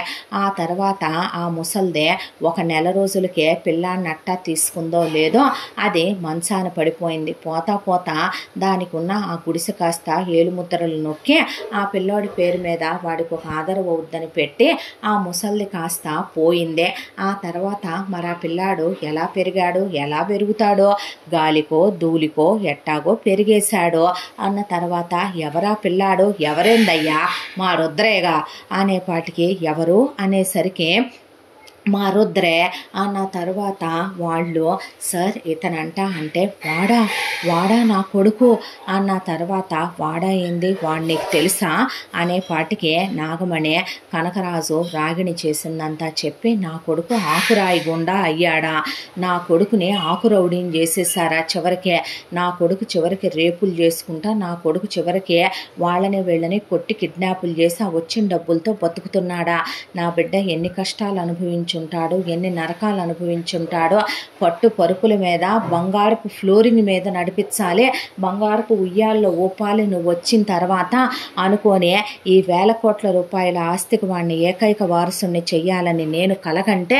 నా బిడ్డ చివరికే అలా అయిపోయాడా అంటే నువ్వు కంగారు పడకే నాగమణి, ఉండు, అలా వాడే అనంగానే ఎలా కన్ఫర్మ్ చేసుకుంటావు అంటే నేను చెప్పినా నమ్మవా నువ్వు ఆగు అన్నాక రుద్ర షర్ట్ లేకుండానే బాబుని ఎత్తుకొని ఇంటి ముందు అటు ఇటు తిరుగుతూ ఉంటాడు కాబట్టి బాల్కనీలో వసారాలో ఈజీగానే తెలిసిపోయింది వీళ్ళకి వెనకమాల ఉన్న బర్త్ మార్క్. ఇలా బర్త్ మార్క్ ఉందని ఫోటోలు తీసుకొని తెచ్చారు. నా కొడుకేనయ్యా, పోలికలు కూడా నా కొట్టొచ్చినట్టు కనపడట్లేదు. అంతకుముందు వీడు గడ్డంలో జిబ్బి జుట్టుతో ఉన్నప్పుడు అర్థం కాలేదు కానీ పోలికలు మాత్రం నీయే నాయే కనపడుతున్నాయి అన్నాడు కనకరాజు. అన్న తర్వాత ఇప్పుడు ప్రస్తుతం రుద్ర ఏం చేస్తున్నాడు అంటే ఆ రోజున రాగిని రేప్ చేయించిన ఆ అమ్మాయినే ఇచ్చే చుట్టాలు బంధువులంతా పెళ్లి చేశారని, పిల్లాడు పుట్టాడని, పిల్లాడి పేరు కృష్ణని, ఆ తర్వాత ఇప్పుడు అలాంటి దందాలవి చేయట్లేదని, మానేసి చాలా కాలం అయిందని, 10th ఇంటర్ వెళ్ళాం చదివించిందని, ప్రస్తుతం డిగ్రీలో కూడా చదవబోతున్నాడు డిస్టెన్స్లో అని, ఆ తర్వాత ఇప్పుడు హోటల్ పెట్టుకున్నారు, ట్రావెల్స్ పెట్టుకున్నారు, ఆటోలు అద్దెకి తిప్పుతున్నాడు, సొంత ఇల్లు కట్టుకున్నారు, పిల్లలతో చాలా హ్యాపీగా ఉన్నాడు అని చెప్పిన తర్వాత అయితే DNA చేయిద్దాం అన్నాడు కనకరాజు. అంటే ఒకవేళ పోలికలు అబద్ధం చెప్తే ఏమో కానీ సైన్స్ అబద్ధం చెప్పదు నాగమణి అన్న తర్వాత ఎలాగైనా రుద్రవే ఏదో ఒక శాంపిల్స్ తీసుకురమ్మనమంటే వీళ్ళు ఒక సర్వేకి వచ్చినట్టుగా మేము బ్లడ్ టెస్టులు చేస్తున్నామని దొంగ మెడికల్ స్టూడెంట్లాగా వెళ్ళి రుద్ర బ్లడ్ శాంపిల్స్ తీసుకున్నారు. తీసుకున్న తర్వాత అవి కనకరాజుతో కలిపి దాంతోపాటు ఒక్క నిమిషం ఆగమని ఎంత నాగమణి చెప్పిందన్నా, ఎంత రాగిని తప్పు చేసిందన్నా ఒకవైపున మనసు అంతా నమ్ముతున్నా ఇన్నేళ్ళు కొడుకు అనుకున్న మధుకర్ తనకు పుట్టలేదు అనే పాటికే ఒక చిన్న బాధ ఉండిపోయింది కనకరాజు మనసులో. దాంతో మధుకర్ DNA కూడా చేయించాలనే దాంతో మధుకర్ బ్లడ్ శాంపిల్ తీసుకున్నాక మధుకర్దే కనకరాజుది రుద్రదే మ్యాచ్ చేయించమని చెప్పి పర్సనల్గా తన మినిస్టర్ కాబట్టి ఎవరికీ తెలియకుండా సీక్రెట్గా DNA చేయమన్నాడు. చేస్తే మధుకర్ది కనకరాజుది 0% కూడా మ్యాచ్ అవ్వలేదని, రుద్రది కనకరాజుదే 100/100 మ్యాచ్ అయిందని చెప్పేసరికి వాడు మన కొడుకే అన్న తర్వాత వీడు నా కొడుకు కాదే, నాకు పుట్టలా, నేను చెప్పాగా అయ్యా అంది నాగమణి. పదయ్యా కొడుకు కోసం వెళ్దాం, పదవయ్యా కొడుకు కోసం వెళ్దాం, నువ్వు ఆగు, కంగారు పడబాకు అన్న తర్వాత ఆ రోజు హోటల్లో ప్రస్తుతానికి వచ్చేసరికి వాళ్ళు హోటల్లో పనంతా అయిపోయి హోటల్ క్లోజ్ చేసే వెళ్దాం అనే లోపు అప్పటికే సరస్వతి, మోహన్ రావు, వాహినిని మాధవ్ని తీసుకొని బాబు కృష్ణని తీసుకొని అక్కడికి వచ్చారు. వచ్చే అల్లుడు ఈరోజు బయటికి ఎక్కడికైనా సరదాగా వెళదాం పదవయ్యా, వెళ్ళి అలా భోంచేసుకొని ఇంటికి వెళ్దాం పా, ఈరోజు అలా సరదాగా నైట్ అవుట్ చేద్దాం ఏరా మనవడు అంట మోహన్ రావు సరస్వతి అక్కడికి వచ్చేసరికి రండి మావయ్య అని అప్పుడే రుద్ర మాట్లాడుతూ ఉండగా వీళ్ళు అలా రెస్టారెంట్ డోర్ ఓపెన్ చేసుకొని లోపలికి వెళ్ళారు. వెళ్ళగానే నాగమణి పరిగెత్తుకుంటూ వెళ్ళి రుద్రను పట్టుకొని ముద్దులు పెట్టేసి కౌగిలించుకొని నా బిడ్డ అయ్యా, నా బిడ్డ, నీ అమ్మనమ్మా నేను అనేపాటికి రుద్ర వెనక్కు తోసేసి ఓయ్ ఎవడవమ్మా నువ్వు, ఏంది గోలా, ఓయ్ మినిస్టరు ఎవరితీవిడా, ఏంది ఆశాలు, ఏంది నువ్వు వచ్చావో, ఏంది ఎలా వచ్చావు అనేపాటికే మినిస్టర్ కాదురా నీ కన్న తండ్రినే అనేపాటికి వీళ్ళంతా హతాశులైపోయా. అలా చూస్తే ఏంది కొత్త నాటకమా, ఏమైనా కొత్త డీలా, నేను ఇప్పుడు అలాంటి ఏమీ చెయ్యట్లేదులే కానీ నోరు మూసుకొని పోరాదు అనేపాటికి అమ్మాయిని పెళ్లి చేసుకున్నావా మనవడా అనేపాటికి మనవడా అనే నాగమణి అంటే ఆగాగాగు ఏంది నువ్వు, ఏందేమా, ఏందిదంతా అన్న తర్వాత అయ్యో నువ్వు మా బిడ్డవరా, నేను నిన్ను పోగొట్టుకున్నానయ్యా, నేను నీ కన్న తల్లినిరా, నిన్ను కడుపులో మోసి కన్నాన్రా, ఈడు నీ కన్న తండ్రిరా అని చెప్తే నేను నమ్మను అనేసరికి అయ్యో అనే రెస్టారెంట్ డోర్లు మూసేయమనే, పిఏని కూడా బయటికి వెళ్ళమనమనే, ఎటు అవి గ్లాస్ డోర్సే బయటికి ఏమీ వినపడవు. దాంతో రుద్రని కూర్చోబెట్టి ఒకవైపున కనకరాజు, నాగమణి అయితే అసలు కిందే కూర్చుండిపోయి రుద్ర కాళ్ళు వాటేసుకుంది. ఆ తర్వాత కనకరాజు మొత్తం ఫ్లాష్ బ్యాక్ అంతా చెప్పడం మొదలుపెట్టాడు. చిన్నప్పటి నుంచి తను నాగమణి పక్కపక్క ఇళ్లలో పుట్టామని, ఆ తర్వాత కలిసి పెరిగామని, నాగమణి మెచ్యూర్ అయిన దగ్గర నుంచి ఇద్దరం ఫిజికల్గా క్లోజ్ అయ్యాం, ఇద్దరం కూడా వైఫ్ అండ్ హస్బెండ్ అవుదాం అనుకున్నాము, లవ్ చేసుకున్నాము. ఆ తర్వాత అందరినీ ఎదిరించి నాగమణిని పెళ్లి చేసుకున్నాను, అందరూ వెలేశారు. ఆ తర్వాత సిటీకి వచ్చాను, ఉద్యోగం పోయిందే, ఇలా పార్టీలోకి వెళ్ళాను. వెళ్ళిన తర్వాత మినిస్టర్ క్లోజ్ అయ్యాను. తర్వాత నాగమణి పర్మిషన్తోనే మినిస్టర్ కూతురు రాగిణిని పెళ్లి చేసుకున్నాను. ఇటు నాగమణిని తెచ్చి ఇంట్లో పెట్టాను. నాగమణితో క్లోజ్గా ఉంటూనే రాగిణితో క్లోజ్గా ఉన్నాను. ఆ తర్వాత బిజినెస్ పని మీద నేను అబ్రాడ్ వెళ్ళాను. నాగమణి ప్రెగ్నెంట్ అయింది, నువ్వు పుట్టావంట. ఆ తర్వాత రాగిణి తప్పు చేసి మధుకర్నే ఎవడికో కనేసింది. ఆ విషయం నాగమణి వింటదని మినిస్టరు నాగమణిని చంపేయమని చెప్తే నాగమణి వెంట రౌడీలు పడేసరికి నాగమణి రాయికి తల తగిలి కోమాలోకి వెళ్ళిపోయింది. ఆ తర్వాత నువ్వు చెత్తకుప్పలో పడ్డావంట. నిన్ను ఆ తర్వాత నాగమణి హాస్పిటల్లో చేర్చాక నర్స్ తీసుకెళ్ళిందంట. నర్స్ తీసుకెళ్ళిన తర్వాత నిన్ను ఒక ముసలావిడికి ఇచ్చింది. ఆ ముసలావిడ కాస్త ఈ ఏదో గుడిసె నీ పేరు మీద రాసిందంట. రాసి ఆ ముసలావిడ పోయిందంట. నీ స్లమ్ములో ఉండే ఈ పలానా ముసలోడే ఇదిగో చెప్పాడు వినుమనిమనే వినిపించారు ఆ అబ్బాయికి. ఎవరు ఏం చెప్పినా, ఎవరు ఎన్ని చెప్పినా నేను ఇవన్నీ నమ్మను.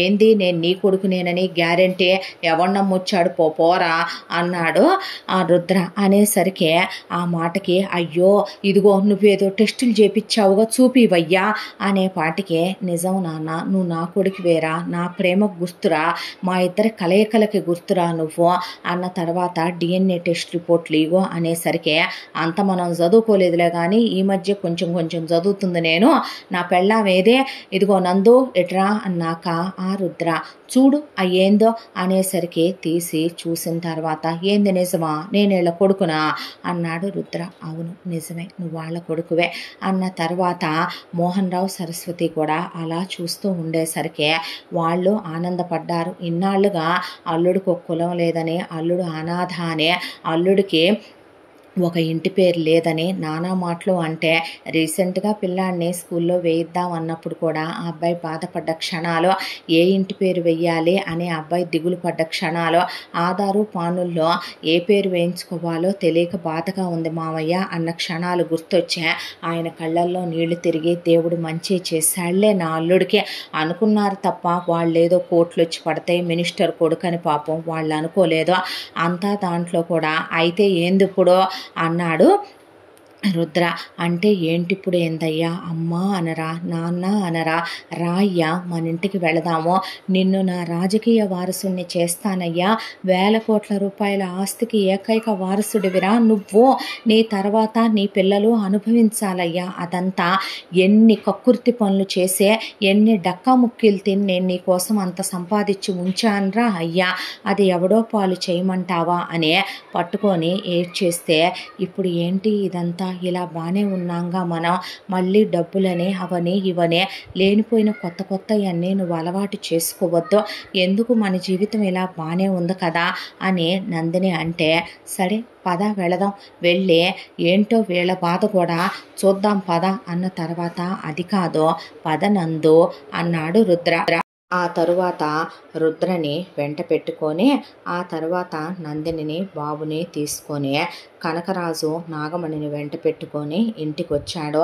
వచ్చేసరికి ఏంటి సంతంతా వీళ్ళందరినీ తీసుకొచ్చావేంటి అనేపాటికే కనకరాజు రాగిణిని పడేసి కాళ్ళతో తొక్కేసి బెల్ట్ పెట్టి తుక్కు తుక్కు కింద కొడితే, దాన్ని నువ్వు కాదయ్యా లే అని నాగమణి పడేసి తుక్కు తుక్కు కింద కొట్టేపాటికి, ఇది పని మనిషి కదో అనేపాటికి, అది పని మనిషి అంటే బ్రోతల్ దానా, అది పని మనిషి అంటే నీతి మాలిందానా, బజారు దానా, అది నేను చిన్నప్పటి నుంచి ప్రాణానికి ప్రాణంలా ప్రేమించి నా కోసం తాళి కట్టకుండానే దాన్ని అది అర్పించుకొని తర్వాత తాళి కట్టి రిజిస్టర్ పెళ్ళయ్యే లీగల్గా నా పెళ్ళామైనా నా మొదటి భార్య అంటే ఇది ఉండంగానే నన్ను పెళ్లి చేసుకున్నావురా చీప్ రాస్కెల్ నువ్వు అంటే ఎక్కడా నువ్వు పతివ్రతవి కదే మరి నన్ను పెళ్లి చేసుకొని వీడిని ఎవడికో ఎందుకు కన్నావే అంటే ఎవడు చెప్పాడురా నీకు అనేపాటికి ఎవడూ చెప్పినా నువ్వు నమ్మనివ్వవు కదా నన్ను నువ్వు చెప్పిందే నమ్మాలంటావు కదా నన్ను అందుకేనే ఈగో DNA రిపోర్ట్లు చేయించాను అనేపాటికి మధుకర్ అలా నుంచో నాన్న అంటే థూ అని కాండొచ్చి ముఖాన ఉమ్మూసి ఎవడ్రా నీకు నాన్న ఇది ఎవడికి కందో వాడు నీ బాబు నేనెలారా నీ బాబు నవ్వుతానో ఎవడు వీడు అని అడిగావు కదే వాడు నా కొడుకు నా రాజకీయ వారసుడు ఈ వేల కోట్ల రూపాయల ఆస్తికి ఏకైక వారసుడు రుద్ర నా కన్న కొడుకు DNA చేయించితే 100% మ్యాచ్ అయింది వాడికి నాకు బర్త్ మార్కు పోలికలు అన్నీ మావే ఉన్నాయి ఏ అమ్మాయినైతే నువ్వు రేప్ చేయమని చెప్పావో ఆ రోజు కూడా నేను అన్నాను ఆడు నచ్చింది అంటున్నాడుగా ఇచ్చి చేసేయనే కాదని రేప్ చేయించావు రేపుల గురించి రేపైన ఆడవాళ్ళు ఎలా ఉంటారని నువ్వంత వివరంగా చెప్పినప్పుడే నేను తెలుసుకోలేకపోయాను ఎంతోమందితో కులికిన బజారు దానివి కదా అందుకే నీకు అంత బాగా తెలిసినట్టుందిలే అని వీళ్ళ ఇంట్లో ఉండటానికి వీల్లేదు బావా అని నాగమణి అన్నాక ఇప్పుడు మమ్మల్ని ఎక్కడికి వెళ్ళమంటావు ఆస్తంతా నా పేరు మీద ఉందే ఇన్నాళ్ళు నువ్వు నా పెళ్ళాంగా ఉండి దాన్ని నా రహస్య భార్యగా ఉంచాను కదే ఇప్పుడు నువ్వు నా ఉంపుడు గత్తెగా ఉంటూ నా పెళ్ళాంగా నేను అనౌన్స్ చేసుకుంటాను నా మొదటి భార్యగా నా ఏకైక భార్యగా ఇక నుంచి తనే ఉంటదే ఇష్టమైతే ఉండు లేకపోతే వెళ్ళిపో ఆస్తంతా నీ పేరు మీద ఉందని రెచ్చిపోకురా నేను ఎవరి కూతుర్నో నీ బతుకు ఎక్కడ మొదలై ఎక్కడ దాకా వచ్చిందో నీ బతుకులో ఇవన్నీ రావటానికి కారణం నేనేనని మర్చిపోకురా నీతిమాలిన కుక్క అని రాగిణి అనేసరికి అవుట్ హౌస్లో ఉండాలనుకుంటే ఉండండి లేకపోతే లేదని బయటికి గెంటేయించాడు కనకరాజు మధుకర్ని రాగిణినే వెళ్ళిన తర్వాత రాగిణి పగతో రగిలిపోతూ ఉంటే అమ్మా నేను వాడికి పుట్టలేదా అని మధుకర్ అడిగేసరికి ఆ మాటకి నిర్ఘాంతపోయే రాగిణి మౌనంగా కూర్చుందే మరి నా బాబు ఎవడమ్మా అబ్బా పోయాళ్లేరా మీ తాత వేసేసాడు వాణ్ణి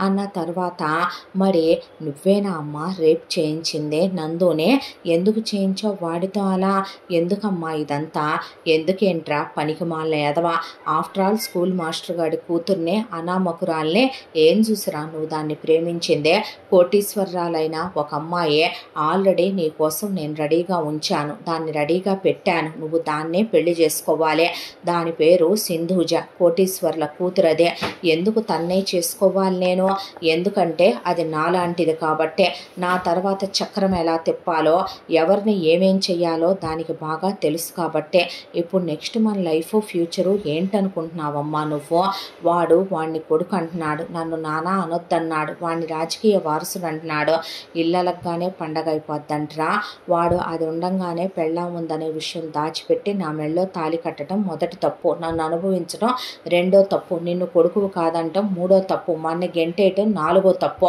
ఆస్తి వాడి మీద పెట్టుకొని పదవి ఉంది కదా అని వాడు విర్రవీగిపోతున్నాడు ఎవరి కూతురునిరా నేను అంత తేలిగ్గా ఇళ్ళలగానే పండగ అయిపోద్దా మరి ఇప్పుడు ఏం చేయబోతున్నావమ్మా నేనేం చెయ్యాలో నాకు బాగా తెలుసు నువ్వేం చెయ్యాలో చెప్తావేనో సింధూజకి నీకు వెంటనే పెళ్లి చేయబోతున్నాను నెల రోజుల్లో మీ ఇద్దరికి పెళ్ళి అందరు నాగమణే ఎందుకు అంత అర్జెంటుగా నేను పెళ్లి చేసుకోవటం నువ్వు పెళ్లి చేసుకోవాలి దాంతో ఫిజికల్గా పగలు రాత్రి తేడా లేకుండా నువ్వు క్లోజ్ అవ్వాలి వెంటనే ముందు ఇద్దరిని కనేయాలి తర్వాత చక్రం ఎలా తిప్పాలో ఏం తిప్పాలో నాకు బాగా తెలుసులే అనేసింది రాగిణి అన్న తర్వాత మధుకర్ నీ ఇష్టం అనేసి సైలెంట్గా ఉండిపోయాడు ఈలోగా ఇక్కడ రుద్రని తీసుకొచ్చి ఆ తర్వాత కనకరాజు నాగమణి కలిసి రుద్రతో ఫాదర్హుడ్ కనకరాజు ఎంజాయ్ చేస్తూ మదర్హుడ్ నాగమణి ఎంజాయ్ చేస్తూ ఈ ఏజ్లో కనకరాజు నాగమణి కలిసి వరల్డ్ టూర్ ట్రిప్పులకి వెళ్ళొచ్చి ఇద్దరు పగలు రాత్రి తేడా లేకుండా క్లోజ్ అవుతూ కొడుకుని రాజకీయ వారసుడుగా కనకరాజు ప్రకటించి కొడుకు ఇప్పుడు ఆధార్ కార్డులు పాన్ కార్డులు ప్రూఫ్లు అన్నిట్లో కూడా కనకరాజు ఫాదర్గా నాగమణి మదర్గా కొడుకు కొడుక్కి పేర్లు వేయించి ఆ తర్వాత అమ్మ నాన్న అని పిలవమని రుద్రకి నాగమణి భోజనం తినిపించడం, కనకరాజు ఆ తర్వాత పెద్ద పెద్ద ప్రొఫెసర్లని పిలిపించే రుద్రని బాగా తెలివితేటలు సానపట్టేసే ఎడ్యుకేషన్ కూడా బాగా ఇంగ్లీష్ దగ్గర నుంచి అన్నీ వచ్చేలాగా డెవలప్ చేసి రుద్రకి చదువున్నట్టుగా సర్టిఫికెట్లు పుట్టించేశాడు. ఆ తర్వాత ఇలా రోజులు గడిచిపోతూ ఉండగా ఈలోగా ఒకవైపున రాగిణి తన కొడుక్కి సింధూజతో పెళ్ళి ఫిక్స్ చేసుకొని కనకరాజుని రమ్మంటే నువ్వెవడికో కన్నోడి పెళ్ళికే నేనెందుకు వస్తానన్నాక మరీ మంచిది అని వెళ్ళి మధుకర్కి సింధూజతో పెళ్లి జరిపించే అవుట్ హౌస్ తీసుకొచ్చుకున్నాక మధుకర్ సింధూజతో రొమాన్స్లో మునిగిపోయి అసలు పగలు రాత్రి తేడా లేకుండా ట్రిప్పులకి వెళ్ళొచ్చే సింధూజ వెంటనే ప్రెగ్నెంట్ అయ్యాక కూడా వాళ్ళు క్లోజ్గా ఉండమని ఒకవైపున రాగిణి వాళ్ళకి స్పేస్ ఇస్తూ సింధూజకి ముందు ఒక పాప పుట్టింది.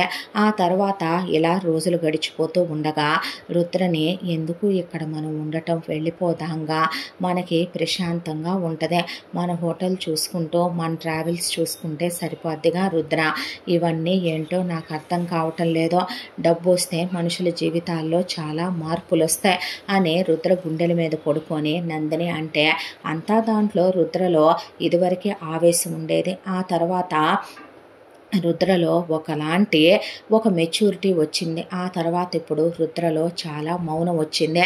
రుద్ర ఇప్పుడు ఎలా తయారయ్యాడంటే ఒకవైపున కనకరాజునే నాగమణిని ఒకవైపున తెలియకుండానే వాళ్ళని గమనిస్తూనే ఉంటున్నాడు, ఆ ఇంట్లో పని వాళ్ళని గమనిస్తున్నాడు, రాజకీయంగా మెళకువలు నేర్చుకుంటూ రాజకీయ పరంగా ప్రపంచం గురించి తెలుసుకుంటూ వీళ్ళకున్న వ్యాపారాలు నేషనల్ ఇంటర్నేషనల్ వైడ్, వీళ్ళకున్న బిజినెస్లు అఫీషియల్ అనఫీషియల్ వాటి గురించి తెలుసుకుంటున్నాడు.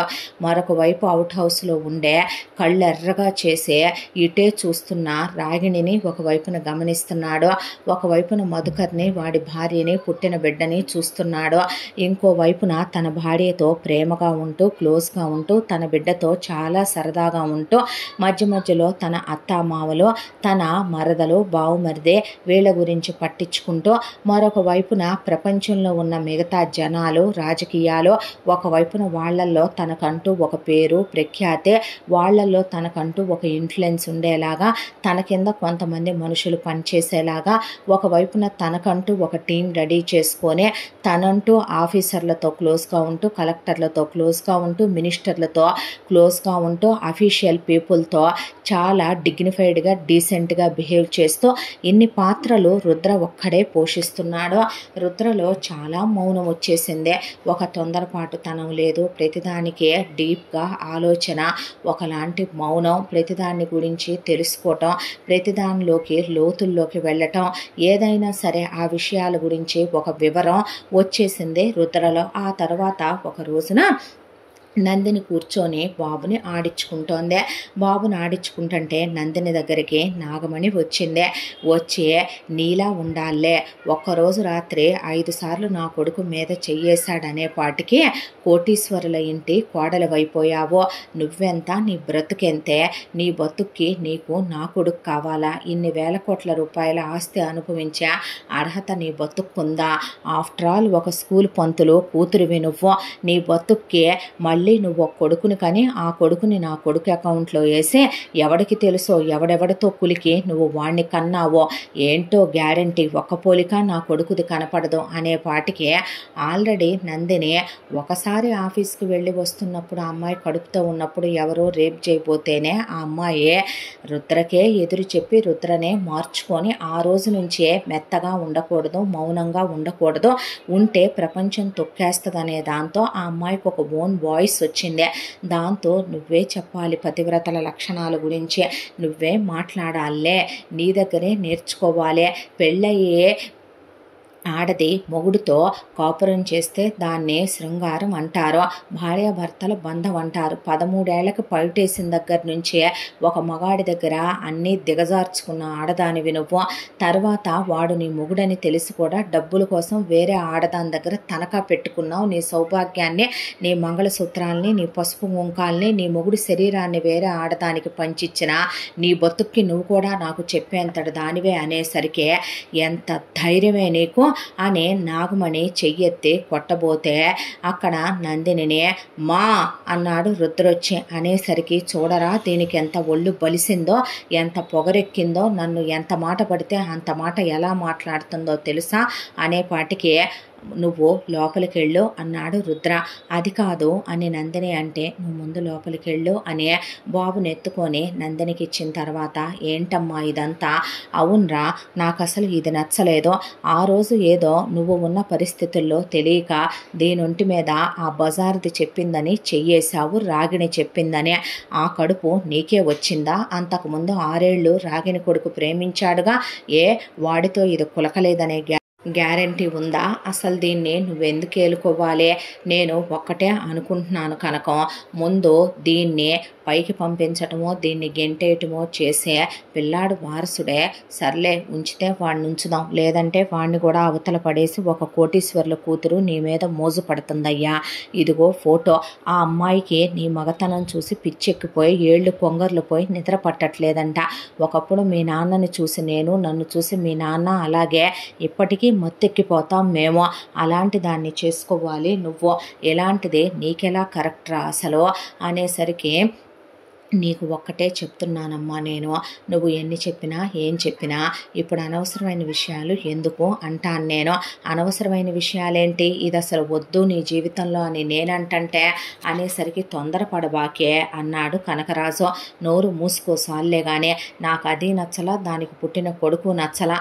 అది ఇంట్లో తిరుగుతుంటే ఈ ఆస్తి అనుభవిస్తుంటే నాకు చిరాగ్గా ఉందే. నేను దాన్ని ఊరుకుంటాననుకుంటున్నావా, వదిలేస్తాననుకుంటున్నావా? దాన్ని ఏం చేయాలో అది చేస్తానంటే చూడమ్మా, నువ్వు రమ్మన్నావని వచ్చాను. నాన్న ఇదంతా చూసుకోమన్నాడని చూసుకుంటున్నాను. అంతేకాని తన జోలికి కానీ బాబు జోలికి కానీ వస్తే నేను అస్సలు ఊరుకోను. పిచ్చి పనులు చేయబాకు అనేసి రుద్ర అక్కడి నుంచి బెడ్రూమ్లోకి వెళ్ళాడు. వెళ్ళిన తర్వాత నేను మీ అమ్మనన్నానని నువ్వు బాధపడ్డావేమో, నువ్వు ఫీల్ అయ్యావేమో. ఆమె ఎలా మాట్లాడిందో తెలుసా రుద్ర? నన్ను పట్టుకొని ఇలా మాట్లాడిందే. నేను ఈ ప్రెగ్నెన్సీ అంట మధుకర్తో తెచ్చుకున్నానంట. వాడి మొహమైనా నేను చూసెరుగుదునా? ఎంత అసభ్యంగా మాట్లాడిందో తెలుసా? బాబు గురించి, నా గురించి ఎంత అసహ్యంగా అమ్మా నాన్నల్ని అందో తెలుసా? ఎంత రోతగా మాట్లాడిందో తెలుసా? దిగజారిపోయిన మాటలు. దాంతోనే కోపం వచ్చి నేను ఆవిడ్నే ఇలా అడిగాను. నేను అడగటం తప్పంటావా? పోనీ సారీ చెప్పమంటే చెప్తాను. నేనన్నానా నిన్ను సారీ చెప్పమనే? నేనన్నానా నువ్వు చెప్పిందే నువ్వు అన్నదే తప్పనే? నేనన్నానా ఆవిడ నిన్నంటం కరెక్ట్ అనే? అది కాదో. ఊరుకో, ఎందుకు ప్రతిదాన్ని రిగ్రెట్గా ఫీల్ అవుతావురా నువ్వు అని భార్యని దగ్గరికి తీసుకున్నాడు.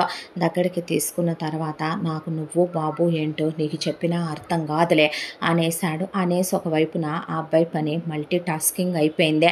ఇలా ఇంకా కొంతకాలం గడిచిపోయిందే. ఆ తర్వాత మళ్ళీ రెండో కాన్పులో మధుకర్ ఫస్ట్ కూతుర్ని తర్వాత కొడుకుని కనేసుకున్నాడు. కనేసుకున్న తర్వాత ఇప్పటికీ వచ్చి కూడా వీళ్ళు 3 సంవత్సరాల కాలం అయిపోయింది. బాబుని స్కూల్లో వెయ్యాలేమో కదో అంటే వేద్దాం అన్నాడు రుద్ర. అన్న తర్వాత పెద్ద ఇంటర్నేషనల్ స్కూల్లో అడ్మిషన్ తీసుకొచ్చి పిల్లాడు స్కూల్కి వెళ్ళటం కూడా మొదలుపెట్టాడు.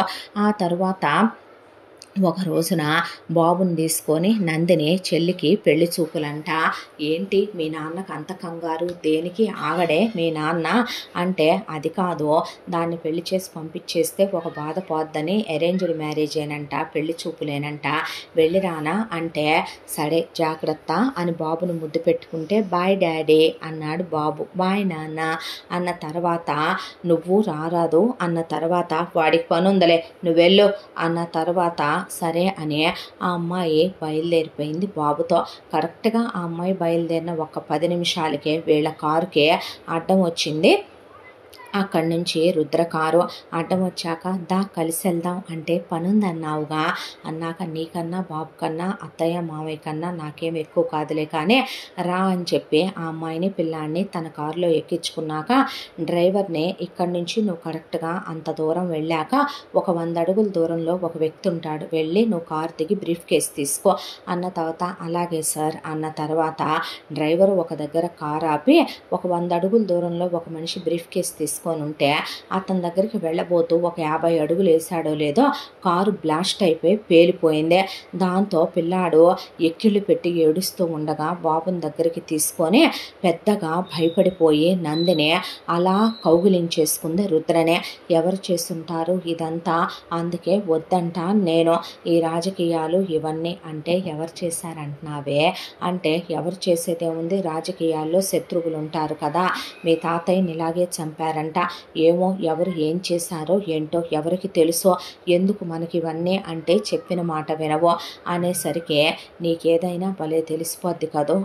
నేను ఎంటెక్ చదువుకున్నాను, మెరిట్లో చదువుకున్నాను, మా నాన్న నాకు తెలివితేటలు బాగా నేర్పాడు. అవును బాగా నేర్పాడు, లోక జ్ఞానం తప్ప అన్ని తెలివితేటలు ఎక్కువే, తింగర్ ఫ్యామిలీ తింగర్ మంద అన్నాక ఏంటి అలా అంటావు అంటే మీది చాలా గొప్ప ఫ్యామిలీ అన్నానే. ఆ అబ్బాయి వెటకారం చేసింది కూడా సరసంగానే తీసుకుంటుంది నందిని. అంత ఇష్టం రుద్ర అంటే.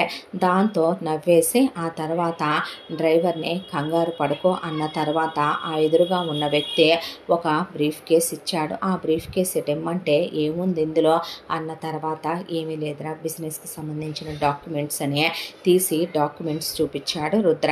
సర్లే వెళ్దాం పద అన్న తర్వాత వెళ్ళారు మోహన్ రావు సరస్వతి వాళ్ళ ఇంటికి. అక్కడ పెళ్లి చూపులు కాస్త పెటాకులైపోయినాయి. వాహిని వచ్చిన వాడు మాటకి ముందోసారి మా అమ్మ, మాటకి వెనకోసారి మా అక్క, మాటకి ముందోసారి మా వదిన, మాటకి వెనకోసారి మా అన్నయ్య, మా నాన్న అంటంటే ముందు లేవరా నువ్వు. ఆల్రెడీ మా అక్క లైఫ్లో ఒక ఇన్సిడెంట్ జరిగాక నాకు బాగా క్లారిటీ వచ్చింది, నాకు ఎలాంటోడు కావాలో చెప్పుతో కొడతాను రాస్కెల్. నీలాగా మా అమ్మ పాప బాయ్స్, సిస్టర్ బాయ్స్, వదినల బాయ్స్నే చేసుకోవటానికి నేను రెడీగా లేనులే కానీ నువ్వు పెద్ద అనకూడదులే కానీ పప్పప్ప బెబ్బెబ్బ రకానివి నీకు బయట దొరుకుతాయిలే కొన్ని క్యాండిడేట్స్, అన్నిటికీ థూ అన్నా చీ అన్నా తుడిసేసుకుపోయే, లేదా పిచ్చి కుక్కల్లా మీ ఇంట్లో ఉన్న కుక్కలతో పాటు పోట్లాడి కలిసిపోయాయి ఉంటే వాటిని వేసుకోపోరా అనేసింది వాహిని. దాంతో నేను ఎక్స్పెక్ట్ చేశాలే కానీ మావయ్య ఒక మంచి సంబంధం నేను చూసి చేసిందాక మీరు ఆగండి, ఇలాంటి ఏమీ చెయ్యొద్దు, నా గురించి తెలుసుగా నీకు అనేసరికి సర్లే అల్లుడు ఏదో ఆశ ఉంటుందిగా. ఆశ కాదు మావయ్య, నన్ను ఓవర్టేక్ చేసి వెళదాం అనుకుంటావు నువ్వు అప్పుడప్పుడు అన్న తర్వాత పిల్లాడిని తీసుకొని నందిని రుద్ర ఇంటికి వచ్చారు. వచ్చిన తర్వాత బ్లాస్ట్ అయిందంటగా అని కనకరాజు అంటే అయింది నాన్న, కామనేగా ఇవన్నీ. ఎవరు చేశారంటావురా అంది నాగమణి. అది కామనే కదమ్మా, అపోజిషన్లో ఉంటూ ఉంటారుగా ఎవరో ఒకళ్ళకే. నాన్న నన్ను రాజకీయ వారసుడిగా అనౌన్స్ చేశాడుగా, నువ్వెందుకు వెళ్ళావు? బిజినెస్ పని మీద వెళుతున్నాను అన్నావు కదా. ఏమీ లేదు నాన్న, వెళ్ళే దారే కదా, వెళ్ళి ఒక 10 నిమిషాలు అక్కడ నిలబడి వెళ్దాం అనుకున్నాను, ఈలోపు ఇది జరిగింది. బిజినెస్ పని వాళ్ళే డాక్యుమెంట్లు తెచ్చిచ్చారు, ఏగో డాక్యుమెంట్లు అన్నాక సర్లే నాన్న నువ్వు లోపలికి వెళ్ళు అన్నాక ఇలా కొన్ని రోజులు గడిచిపోయిన తర్వాత పిల్లాడిని సరస్వతి మోహన్ రావుకి ఇచ్చి టికెట్లు బుక్ చేసి వాహిని మాధవ్ని సరస్వతి మోహన్ రావుని ఎవరికీ తెలియకుండా వేరే ఒక ట్రిప్కి వాళ్ళు వెళ్ళేలా చేశాడు రుద్ర విత్ సెక్యూరిటీతో. వాళ్ళు వెళ్ళిపోయాక మన ఇద్దరం ట్రిప్కి వెళ్దాం బంగారం, నాకు నీకు మధ్య చిన్న స్పేస్ వచ్చినా తట్టుకోలేనని నందినిని తీసుకొని ఒక కాశ్మీర్ లాంటి కూల్ ప్లేస్కి తీసుకెళ్ళాడు. తీసుకెళ్ళి అక్కడ చాలా పెద్ద హోటల్లో దిగారు. దిగిన తర్వాత వెళ్ళేటప్పుడేమో ఇక్కడ బుక్ చేసుకుంది రుద్ర 4th ఫ్లోర్లో 404 అనే రూము. అక్కడికి వెళ్ళిన తర్వాత 50th ఫ్లోర్లో అక్కడ ఏది 705 అనేటటువంటి మాది వేరే రూము బుక్ అయి ఉంది అని చెప్తే ఎందుకు మనం బుక్ చేశాంగా మళ్ళీ ఇది, నాకు ఇప్పుడు పైన ఉండాలని ఉంది అంటే పిచ్చి అంటారు దీన్నే అంద నందిని. అబ్బా సరే లేవే, నా పిచ్చి నాదే, నా పెళ్ళాంతో నేను అలా వ్యూ చూడాలనుకుంటున్నాను, ఆ టైంలో చూడకూడదా, చీ ఎలా తయారయ్యావో నువ్వు అన్న తర్వాత వాళ్ళదేం పోయింది హోటల్ వాళ్ళు, ఎటు వీళ్ళు రిఫండ్ అడగలేదు కాబట్టి వీళ్ళకు ఇంకో రూమ్ ఇచ్చి వాళ్ళు పంపించిన తర్వాత కక్కుర్తి కొద్దీ హోటల్లో ప్రతి ఒక్కడికి ఒక కక్కుర్తి ఏడుస్తుందని ఆ రూమ్ వేరే వాడికి అలాట్ చేస్తే వాడు తప్పతాగే మంచి ఉమనైజర్ వాడు 4 ప్రాస్టిట్యూట్లను తీసుకొని వాడు ఆ రూమ్కి వచ్చాడు.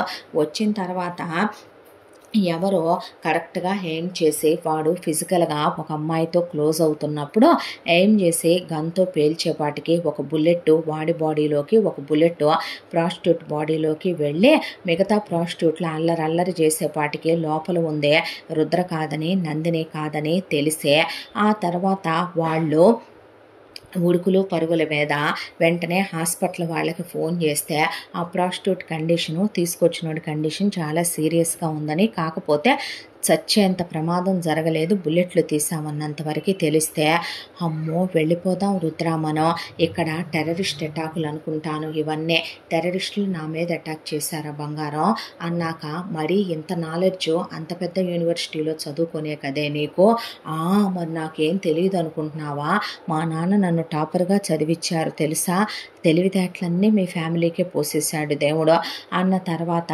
వీళ్ళు తిరిగి వచ్చిన తర్వాత ఇలా రోజులు గడిచిపోతూ ఒక 3 నెలల కాలం గడిచిపోయింది. 3 నెలల కాలం గడిచిపోయిన తర్వాత ఒక రోజున ఎక్కడో సమితి మీటింగ్ జరుగుతుంటే ఆ మీటింగ్కి వెళ్ళటం కోసమని ఒకవైపున కనకరాజు, షాపింగ్కి వెళ్ళాలని నాగమణి, బయట వేరే పర్సనల్ పని ఉందని రాగిణి, ముగ్గురు కలిసి వచ్చి అక్కడి నుంచుంటే అక్కడ ఉన్న సూపర్వైజర్ని కారులో అన్నీ ఏమై సచ్చినీరా, ఒక్కాడే ఉందే దరిద్రుడా అని అడిగాడు కనకరాజు.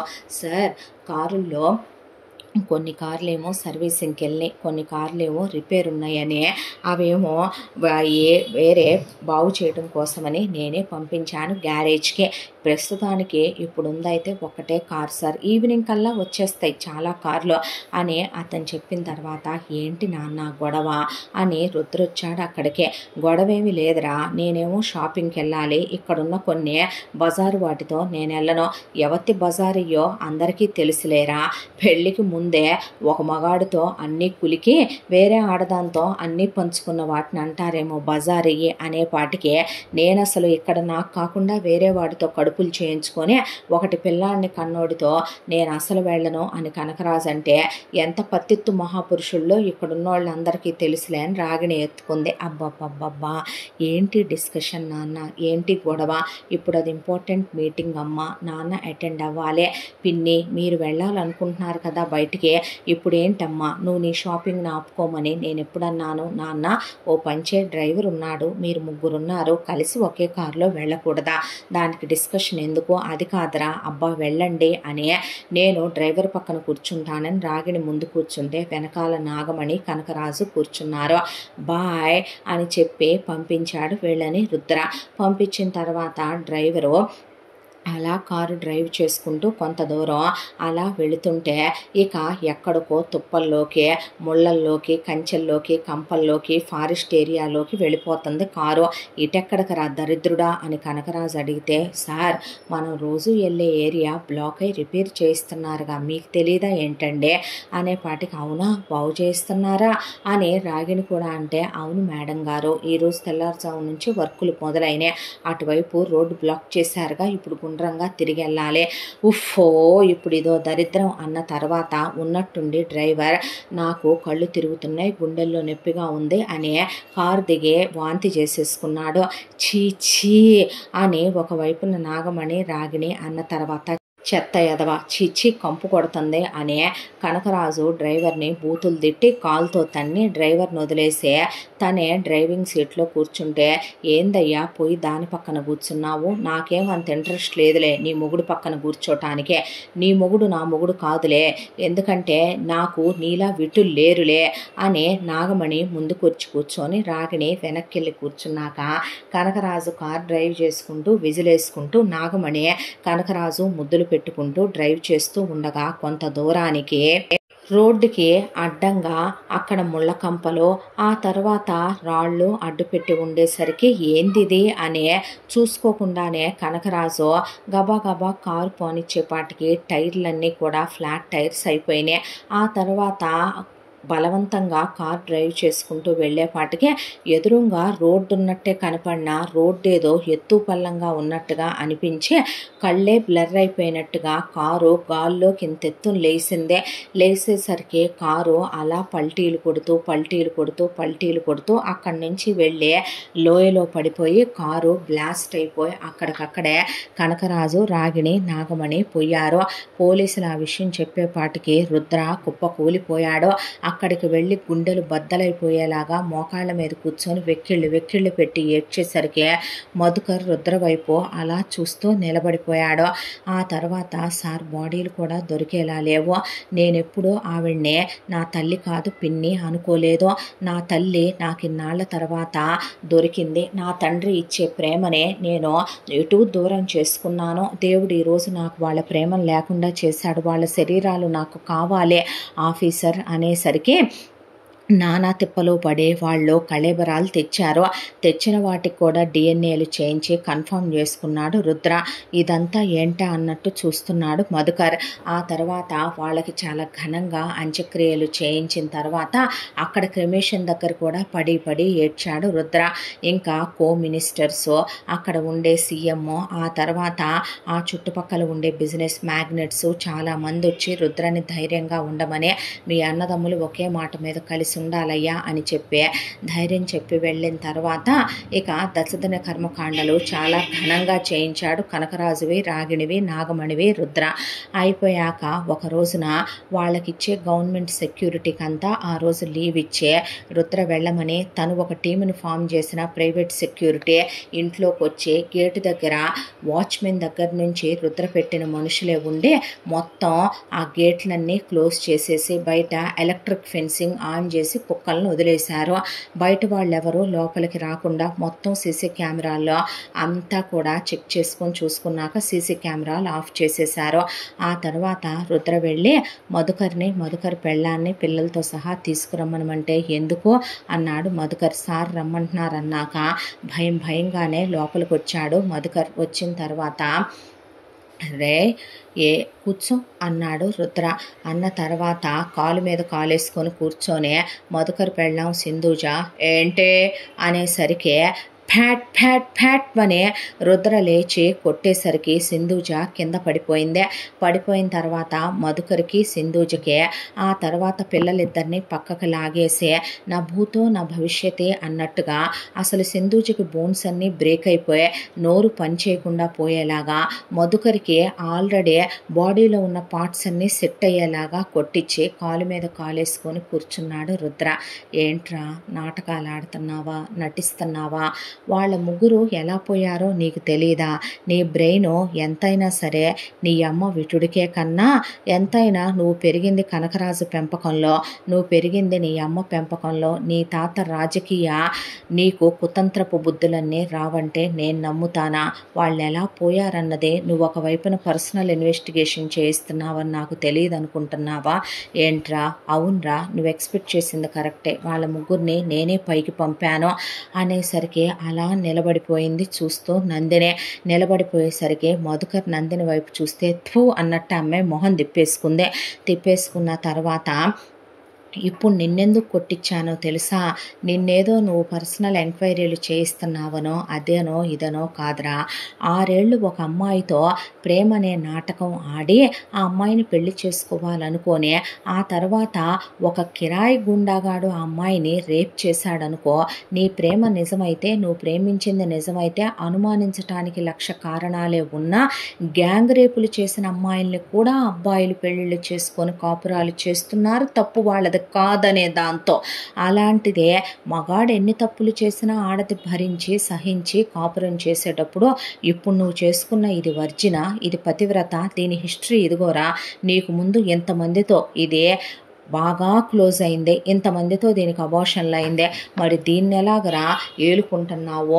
ఆ రోజు ఏదో తప్పు జరిగిందనే నందినికి ఎలారా అంత పనిష్మెంట్ ఇచ్చి పగలు పతివ్రత రాత్రి పతిత అని అడిగావు? పతితే నీ అమ్మ, పతితే నీ పెళ్ళాం, నువ్వు కూడా మాట్లాడేవాడివే మళ్ళీ అన్న తర్వాత చూడు, ఇంత జరిగినా నేను నీకు ఒక అవకాశం ఇస్తున్నాను. నువ్వు నీ అమ్మ విటుడికి కన్న కొడుకువనే, నువ్వు కనకరాజు కొడుకువి కాదని నేను చెప్తే 5 నిమిషాలు ఈ డిఎన్ఏ పేపర్లో ప్రూవ్ చేస్తే, కానీ ఇప్పుడు నేను నిన్ను అలా చెయ్యాలనుకోవటం లేదు, నీ పరువు తీయాలనుకోవటం లేదు. కనకరాజు కొడుకుగానే వాడింటి పేరు మోస్తూ నీ అమ్మ కొడుకుగా నీ తాతకి నువ్వు ఒక మనవడిగానే నువ్వు ఇక్కడి నుంచి అబ్రాడ్ వెళ్ళిపోవాలి. మీ తాతయ్య సంపాదించిన ఆస్తి ఎంతో కనకరాజు నాకు చెప్పాడు. దాని మీద నాకు ఎలాంటి ఆశ లేదో.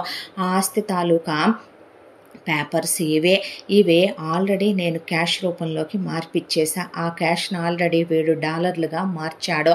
నువ్వు ఈ కంట్రీకి వెళ్ళాలి, అక్కడ నీ కోసమనే ఒక ఇల్లు, ఒక బిజినెస్ రెడీగా ఉంటుంది. ఈ క్యాష్ నీ అకౌంట్కి ఆల్రెడీ 10 నిమిషాల క్రితమే ట్రాన్స్ఫర్ అయ్యిందే. నీ పెళ్ళానికి యాక్సిడెంట్ అని చెప్పి ఎంబసీలో వీడు మేనేజ్ చేస్తాడు. వెళ్ళాక మీ పాస్పోర్ట్లు బ్లాక్ అయిపోతాయి. మళ్ళీ నువ్వు ఇండియాకు వస్తే ఏదైనా తోకజాడిద్దామనుకుంటే నీకు పెళ్ళాం పిల్లలున్నారా? ఒక విషయం అడగనా నేను నిన్ను, నీకు మీ అమ్మంటే ఇష్టమా, నీ ప్రాణం అంటే ఇష్టమా? నా ప్రాణమే. నన్నేం చెయ్యొద్దు, నీకు దండం పెడతా, నీ కాళ్ళు పట్టుకుంటా అన్న తర్వాత, నీకు నీ పెళ్ళాం అంటే ఇష్టమా, నీ పిల్లలంటే ఇష్టమా? నా పిల్లలంటేనే. నీకు ఆస్తి అంటే ఇష్టమా, లేకపోతే ఫ్యామిలీ అంటే ఇష్టమా?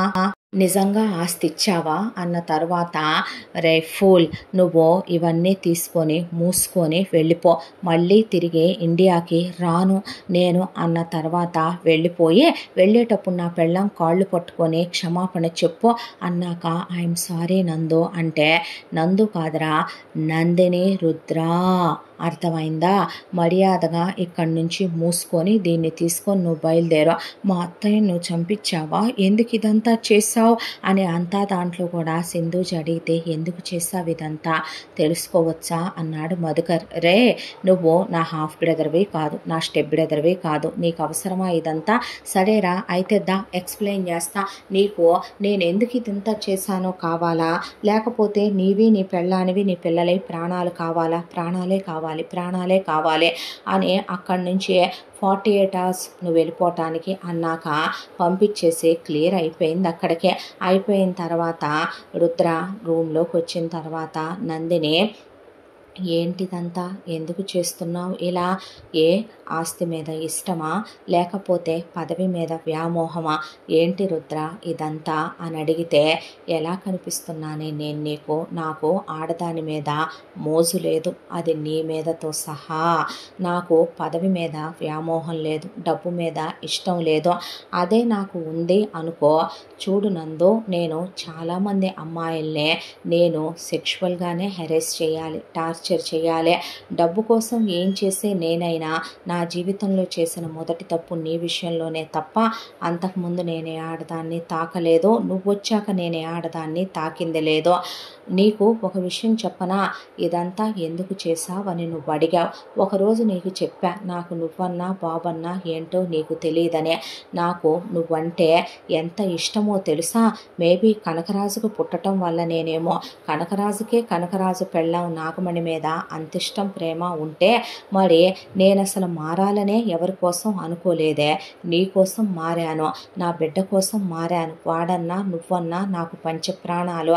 నేనేమి వీళ్ళని నా లైఫ్లోకి రమ్మనమనలేదు, నేనేమి వీడిచ్చే ముష్టి ఆస్తి కోసం ఎదురు చూస్తూ నేనేమీ కూర్చోలేదు.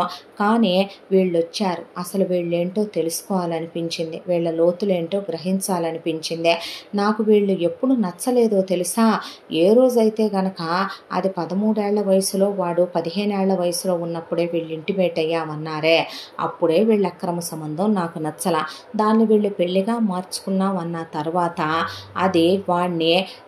అది బతికుండగానే రాగిణితో పంచుకోవటానికి డబ్బుల కోసం అని చెప్పి దాని తాళిని, దాని మొగుణ్ణి అది తాకట్టు పెట్టిందే, అప్పుడే అది నచ్చల. ఒకరోజు మీ నాన్నతో చెప్పాను గుర్తుందా, ఒక కొవ్వెక్కిన మదవెక్కిన మతి తప్పిన ఆడదే ఒక తిరుగుబోతు మగాడు కలిస్తే పుట్టాను నేను అనే. ఆ మాటేమీ నేను వెనక్కి తీసుకోవట్లా, వీళ్ళిద్దరూ అలాంటి వాళ్లే. సరేనని నేను వచ్చాను. వచ్చిన తర్వాత వాడు నిన్ను తీసుకొని ఇక్కడికి వచ్చాను. ఫాదర్హుడ్ అన్నాడు, మదర్హుడ్ అందే. నాకు నాలెడ్జ్ ఇచ్చారు, బిజినెస్లు చూపించారు. ఆ తర్వాత నా కోసమని వాడు సంపాదించిన దాంట్లో నేను రూపాయి కూడా నేనేమి మధుకర్కి ఇవ్వలేదు. వాడి తాత ఆస్తి మాత్రమే ఇచ్చాను. నా కోసమే వాడి 1000 కోట్లు కూడబెట్టాడంట. నా కోసమే డక్కా ముక్కీలు తిని, నా కోసమే పాపాలు అన్యాయాలు చేసి ఇదంతా కూడేశాడంట. నాకని వాడు కూడబెట్టింది నేనెవరికి ఇవ్వాలనుకోలేదు. నేను చెయ్యాలను చేయాలనుకున్న పనులు చాలా ఉన్నాయి, అందుకోసం నాకు డబ్బే కావాలి, కాబట్టే ఆ డబ్బుని అలా ఉండనిచ్చాను అంతే. ఇక ఎందుకు ఇదంతా చేశానని ఒక విషయం చెప్పమంటావా? మధుకర్ వాళ్ళమ్మ రాగిణికి నువ్వు నేను బాబు ముగ్గురం బ్రతకూడదు, మా అమ్మ నాగమణికి నువ్వు బాబు ఇద్దరు ఉండకూడదు, నాకది కోటీశ్వర్ల సంబంధం చూసిందంట, వేరే దాన్నిచ్చి పెళ్లి చేసుద్దంట, అది నా మీద మోజుతో మెలికలు తిరిగిపోతుందంట, అందుకే ఇప్పుడు దానికి అన్నీ మెలికలు తిప్పేసే ఐసీయూలో కోమాలో ఉందదే, దాన్ని కూడా చేశావా?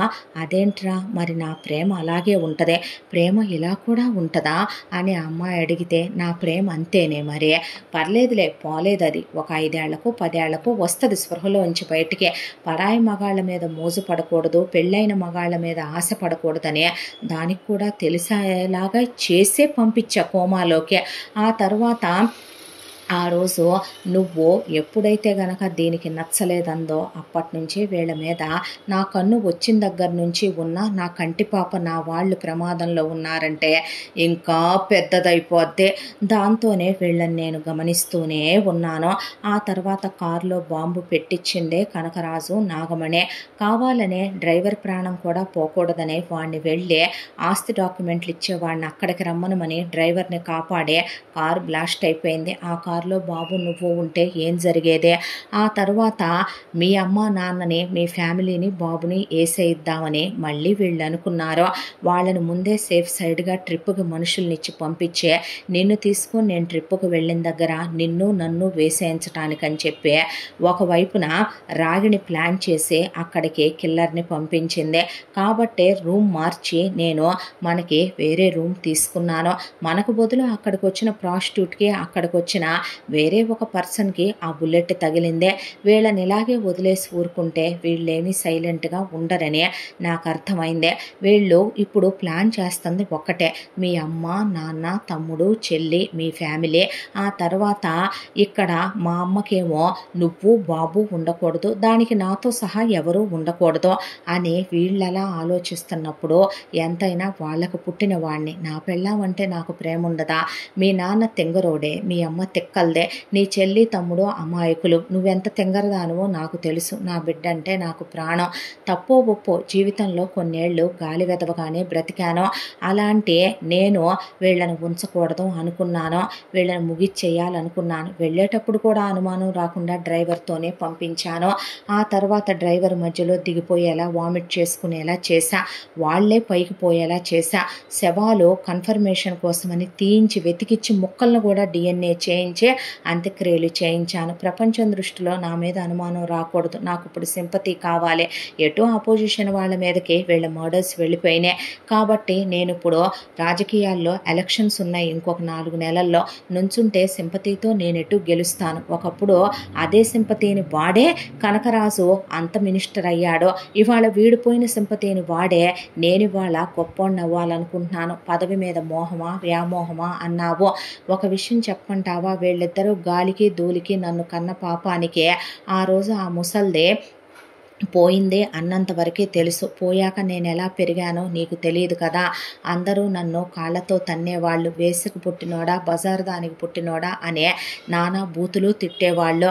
ఆ తర్వాత ఎలా బ్రతకాలో తెలియదు, ఆకలి బట్టలు లేవో, ఫుట్పాత్ల మీద రోడ్ల మీద పడుకుంటే కొట్టేవాళ్ళు తిట్టేవాళ్ళు, గుళ్ళో ప్రసాదం పెట్టేవాళ్ళు కాదు, బూటు కాళ్లతో కొట్టేవాళ్ళు, లాఠీలతో కొట్టేవాళ్ళు, గోడలకేసి కొట్టేవాళ్ళు, ముద్ద పెట్టాలంటే ఎన్ని నరకాలు, చివరికి కాగితాలే ఏరుకున్నాను, చివరికి ఎంగిలి ఇస్తరాకుల్లోనే తిన్నానా, ఒరే అరే అని ఆ తర్వాత నేను సంపాదించిన డబ్బులే తీసుకున్నారా, నన్ను ఎన్ని నరకాలు పెట్టారో తెలుసా, ఎవడికి పుట్టానో తెలీదు, నా అమ్మెవరో తెలీదు, అబ్బెవరో తెలీదు, నాకు ఒక ఇంటి పేరు లేదు, నా కులం ఏంటో తెలీదు, ఒక ఆధార్ కార్డు లేదు, పాన్ కార్డు లేదు.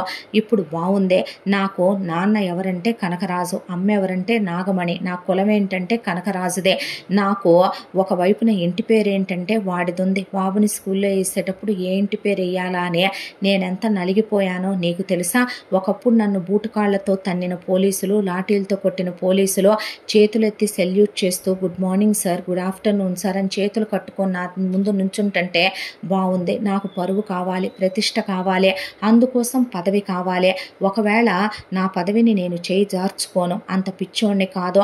అలా కాదని ఒక రోజుకే నాకు బదులు వేరే వాళ్ళు మినిస్టర్లై నేను ఓడిపోయినా ఎక్స్ మినిస్టర్ అంటారు నన్ను, మినిస్టర్ గారి భార్య అంటారు నిన్ను. ఇదివరకిట్లాగా మీ చుట్టాలు అడిగేవాళ్లే, నీ మొగుడు మారడా, నీ మొగుడు ఇలాగే ఉంటాడా, నీ మొగుడు రౌడీ గదు, నీ మొగుడు గుండా గదు, నీ మొగుడు దాదా గదు అని. ఇప్పుడైతే ఎవరు నిన్ను అలా అనరు కదో బాబునే. ఇప్పుడు ఎవరు కూడా ఒక రౌడీ కొడుకు, గుండా కొడుకు అనరు కదో, మినిస్టర్ కొడుకనే అంటారు కదో, లేదా ఎక్స్ మినిస్టర్ కొడుకనే పిలుస్తారు కదో, లేదా ఒక బిజినెస్ మ్యాగ్నెట్ అనే నిన్ను నన్ను అంటారు కదో, ఒక బిజినెస్ పర్సన్ పిల్లలనే మన పిల్లల్ని అంటారు కదో. నా బిడ్డలు బ్రతుకు నాలా కాకూడదనుకున్నాను. వీళ్ళుంటే నా జీవితం ఎటు వీళ్ళ వల్ల నా బాల్యం పోయింది, నా యవ్వనం పోయింది, నా కౌమారం పోయిందే. ఇంకా నేను నిన్ను బాబుని పోగొట్టుకునే జీవితంలో దిక్కులేని వాళ్ళ మిగలాలనుకోలేదు. నాకు పదవి విలువ కోసం కావాలి, గౌరవం కోసం కావాలి. నాకు పదవి జ్ఞానం కోసం కావాలి, తెలివితేటల కోసం కావాలి. ఎటు నేను చదువుకోలేదు. ఆ బిజినెస్ నువ్వు పెద్ద పెద్ద చదువులు చదివానంటావు. ఇంటర్నేషనల్ దందాలన్నీ క్లోజ్ చేయించేశాను, అక్రమ దందాలన్నీ క్లోజ్ చేసేసాను. ఇప్పుడు ఉంది అఫీషియల్గా, లీగల్గా, క్లీన్ అండ్ గ్రీన్గా వైట్ కాలర్ బిజినెస్. అదే ప్రశాంతంగా వెళ్ళే ఆ బిజినెస్ నువ్వు చూసుకో, నేను రాజకీయాలు చూసుకుంటాను. ఇంకొకళ్ళని కందాం, ఇంకొకళ్ళు కావాలని ఉంది నాకు. పాపని కనవే, తర్వాత హ్యాపీగా ఉండాలి. ఇప్పుడు నేను ఎవరో లేని వాడిని కాదు, ఫోటోలో ఉన్నవాళ్ళు నా అమ్మ నాన్నలు. నేను అనాథననే. నన్ను ఎవరు ఎన్ని మాటలు అన్నారో, ఎన్ని మాటలు పడ్డానో, నా గుండెల్లో రగిలిపోయే అగ్నిని ఎవరూ చల్లార్చలేరు. నువ్వు వచ్చావు, నువ్వు ఉంటావు అని నమ్మకం ఉంది నాకు.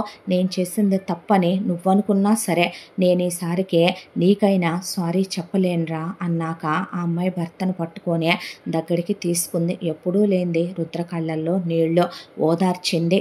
ఇన్నాళ్ళకి అమ్మా నాన్న దొరికారంటే ప్రేమను పంచుతారనుకున్నానురా. అలాంటిదే నా జీవితంలో నుంచి నా ప్రేమని దూరం చేసేస్తారనుకోలేదు. కనకరాజుకి నాగమణి మీద ఉంది ప్రేమ అయితే, నీకోసం మారిన నాకు నీ మీద ఉన్నది ఏంటి మరి? ఎంతైనా వాడి రక్తం పంచుకొని పుట్టినప్పుడు వాడి కుతంత్రాలు, రాజతంత్రాలు తెలుసుకోలేనంత అమాయకున్నైతే కాదులేవే. బాగానే తెలుసుకున్నాను జ్ఞానం, తెలివితేటలో. వాడికే నా మీద అంత ప్రేమ ఉండి నన్ను రాజకీయ వారసుని చెయ్యాలనే, ఆస్తంతా కట్టబెట్టాలని వాడు తీసుకొస్తే మరి నా బిడ్డ మీద నాకెంత ప్రేమ ఉంటుంది చెప్పు? వాడి కోసమే కదూ నేను అన్నీ మానేసే పొద్దున్నుంచి సాయంత్రం దాకా హోటల్లో నుంచొని ఎంత కష్టపడేవాడిని నేను. పొయ్యి దగ్గర వేడి సెగలు కొడుతూ క్యాష్ కౌంటర్లో కూర్చొని నువ్వెంత నరకం పడేదానివే. ఆటోలు అద్దెలకిచ్చుకుంటూ ట్రావెల్స్ పెట్టుకొనే మనమెన్ని బాధలు పడ్డాం. వీళ్ళకి నేను కొడుకుని కాబట్టి DNA చేయించాక, కన్ఫర్మేషన్ వచ్చాక మనని తీసుకొచ్చే ఇదంతా వీళ్ళు మనకి ఇవ్వాలనుకున్నారు. అదే ఏమీ కావు అన్న రోజున నిన్ను అది నిర్దాక్షిణ్యంగా ఆడపుటక పుట్టే ఆడజన్మెత్తే నేను కాకపోతే ఇంకెవడైనా అయితే లైట్ తీసుకునేవాడుగా అలా రేప్ చేయించొచ్చా ఆడపిల్లల్నే? ఆడపిల్లల జీవితాలు నాశనం చేయించే హక్కు దానికి ఉందా? వాడు మౌనంగా ఊరుకోవచ్చా? వాడు చేసుకుందే క్యారెక్టర్లెస్ దాన్నే. నిన్ను పట్టుకొని పతిత అని వాడు అనొచ్చా? అందుకే వాడికి కూడా పనిష్మెంట్ ఇచ్చి పంపించాను. వాడి తాత ఆస్తే వాడమ్మ వాడి తాతకు పుట్టింది కాబట్టి వాడికి ఇచ్చాను. వీడు సంపాదించిన ఆస్తే వీడు నేను వారసున్నని వాడే నాకు రాశాడు కాబట్టి అది నా రాజకీయ భవిష్యత్తు కోసం, మన ఫ్యామిలీ కోసం నేను ఉంచుకున్నాను. తప్పేం కాదుగా. వారసత్వంగా వచ్చిన ఆస్తే కానీ నేనేం అన్యాయాలు చేసి సంపాదించలేదు కదే అనేశాడు రుద్ర. ఆ తర్వాత నందిని ఏమీ మాట్లాడలేదు. రుద్రే ఒక మంచి సంబంధం చూసి వాహినికి బాగా డబ్బున్న అబ్బాయి, చాలా చదువుకున్న అబ్బాయి, అమ్మా నాన్నలకు ఒక్కడే కొడుకు, సంస్కారం ఉన్న ఫ్యామిలీలోకి ఆ అమ్మాయినే పెళ్లి చేసి బాగా భారీగా కట్న కానుకలిచ్చి మరదల లైఫ్ సెటిల్ చేసేసాడు. తర్వాత మాధవ్ని ఫార్మాలిటీకి నువ్వు గవర్నమెంట్ జాబ్కి రాయని చెప్పి తన ఇన్ఫ్లుయెన్స్ వాడి చాలా పెద్ద గవర్నమెంట్ పోస్ట్ వేయించే గవర్నమెంట్ కాంట్రాక్ట్లు ఇప్పిస్తూ ప్రైవేట్గా కూడా కాంట్రాక్టులు చేసుకోమని మాధవ్కి బాగా డబ్బున్న అమ్మాయి, సంస్కారం ఉన్న అమ్మాయి, చాలా తెలివైన అమ్మాయి, మంచి పిల్లని చూసి మాధవ్కి ఇచ్చి పెళ్లి జరిపించి మాధవ్ లైఫ్ సెటిల్ చేశాడు. మావయ్య ఇకనైనా వచ్చి నువ్వు మాతో ఉండొచ్చుగా అంటే రిటైర్ అయిపోయారు మావయ్య మీరు అన్న తర్వాత అది కాదల్లుడు, నాకు చిన్నప్పటి నుంచి అమ్మా నాన్న ప్రేమ లేదు. మీ అమ్మాయికి మీ కొడుక్కి కూతురికి ప్రేమ ఇచ్చావుగా, ఇహ జాల్లే, నీ ప్రేమ నాకొద్దా ఏంటి అన్నాక, నా ప్రేమ కావాలా నీకు అన్నాక, అత్తయ్యదొద్దా, అత్తయ్య నువ్వు వస్తే రాకుండా ఉంటుందా, ఇద్దరు లవ్ బోర్డ్స్ లాగా కలిసి ఉండేగా ముగ్గురిని అన్నారు, మరి నాకివ్వరా మీ ఇద్దరు ప్రేమ. చూడు మామయ్య, చిన్నప్పటి నుంచే దీని బాల్యంలా నా బాల్యం గడవలేదు. గడిచుంటే బహుశా గాలి వెదవని అయి ఉండేవాడిని కాదేమో. ఇకనైనా నాకు నా పిల్లలకి మీ ప్రేమ సంపూర్ణంగా కావాలి. వస్తారు కదో, నువ్వు నాతోనే ఉండు మామయ్య అన్నాక, వస్తామల్లుడు అని సరస్వతి మోహన్ రావు వచ్చి నందిని వాళ్ళ దగ్గరే ఉంటూ, ఆ తర్వాత నందిని బిజినెస్ మొత్తం చూసుకుంటూ, ఆ అమ్మాయి బిజినెస్ ఉమెన్గా బాగా డెవలప్ అయిపోయింది. ఆ తర్వాత మళ్ళీ ప్రెగ్నెంట్ అయి పొట్ట మీద చేయి పెట్టి చూపిస్తే, ఈసారి వీడు కృష్ణుడు కదా, ఈసారి ఇంకొకడు, అబ్బా ఆపవే, మగవెదవల్ని చూసి చూసి చిరాగ్గా ఉంది, ప్రెగ్నెంటా మళ్ళీ అన్నాక, అన్నాక ఆడపిల్లని కనవే ముద్దుగా ఉంటుంది అన్నాడు. ఏమంటా కృష్ణ అన్నాడో కానీ ఆ తర్వాత నందినికి పాపే పుట్టింది.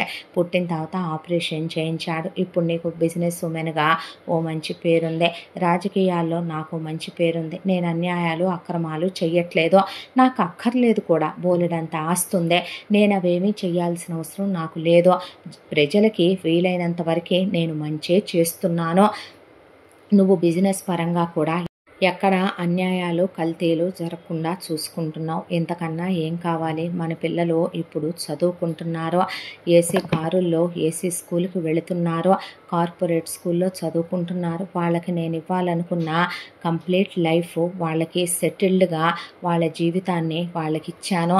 ఇంకా వాళ్ళ పెంపకం అంటావా, మీ అమ్మ నాన్న ఉన్నారు, నువ్వు నేను ఉన్నాం, ఇప్పుడు వాళ్ళు అనాథలు కాదు, వాళ్ళకి ఇంటి పేరు కోసం వెతుక్కోనక్కర్లేదు, వాళ్ళనెవరో నన్నన్న మాటలు అనరు, వాళ్ళ బాల్యం నా బాల్యంలా గడవదో, వాళ్ళిప్పుడు నీ పెంపకంలో నా పెంపకంలో రేపొద్దున సొసైటీలో మంచిగా పెరుగుతారో, ఇంకా ఏం కావాలిరా జీవితానికి అని భార్యని దగ్గరికి తీసుకుంటే, ఇదంతా విన్న సరస్వతి మోహన్ రావు కళ్ళల్లో నీళ్లు తిరిగినాయి. ఆ తర్వాత వాహినికి 2 పిల్లలు పుట్టారు, మాధవ్కి 2 పిల్లలు పుట్టారు. అనుకున్నట్టుగానే నందిని బిడ్డలిద్దరూ చక్కగా స్కూల్కి వెళ్ళి చదువుకుంటూ మంచి క్రమశిక్షణతో మంచిగా మంచి బుద్ధులతో పెరిగి పెద్దవాళ్ళు అవుతున్నారు. రాజకీయ పరంగా బాగా ఎదిగాడు రుద్ర, నిజంగానే మనుషులకి మంచే చేస్తున్నాడు రుద్ర, ప్రజలు దేవుడిగా కొలుస్తున్నారు రుద్రనే, గుళ్ళు కట్టి పూజించేంత గొప్ప స్థాయికి ఎదిగిపోయాడు రుద్ర. ఏ రోజు అందులో 1% కూడా కనకరాజు గురించి మంచిగా ఎవరు అనుకుంది లేదు.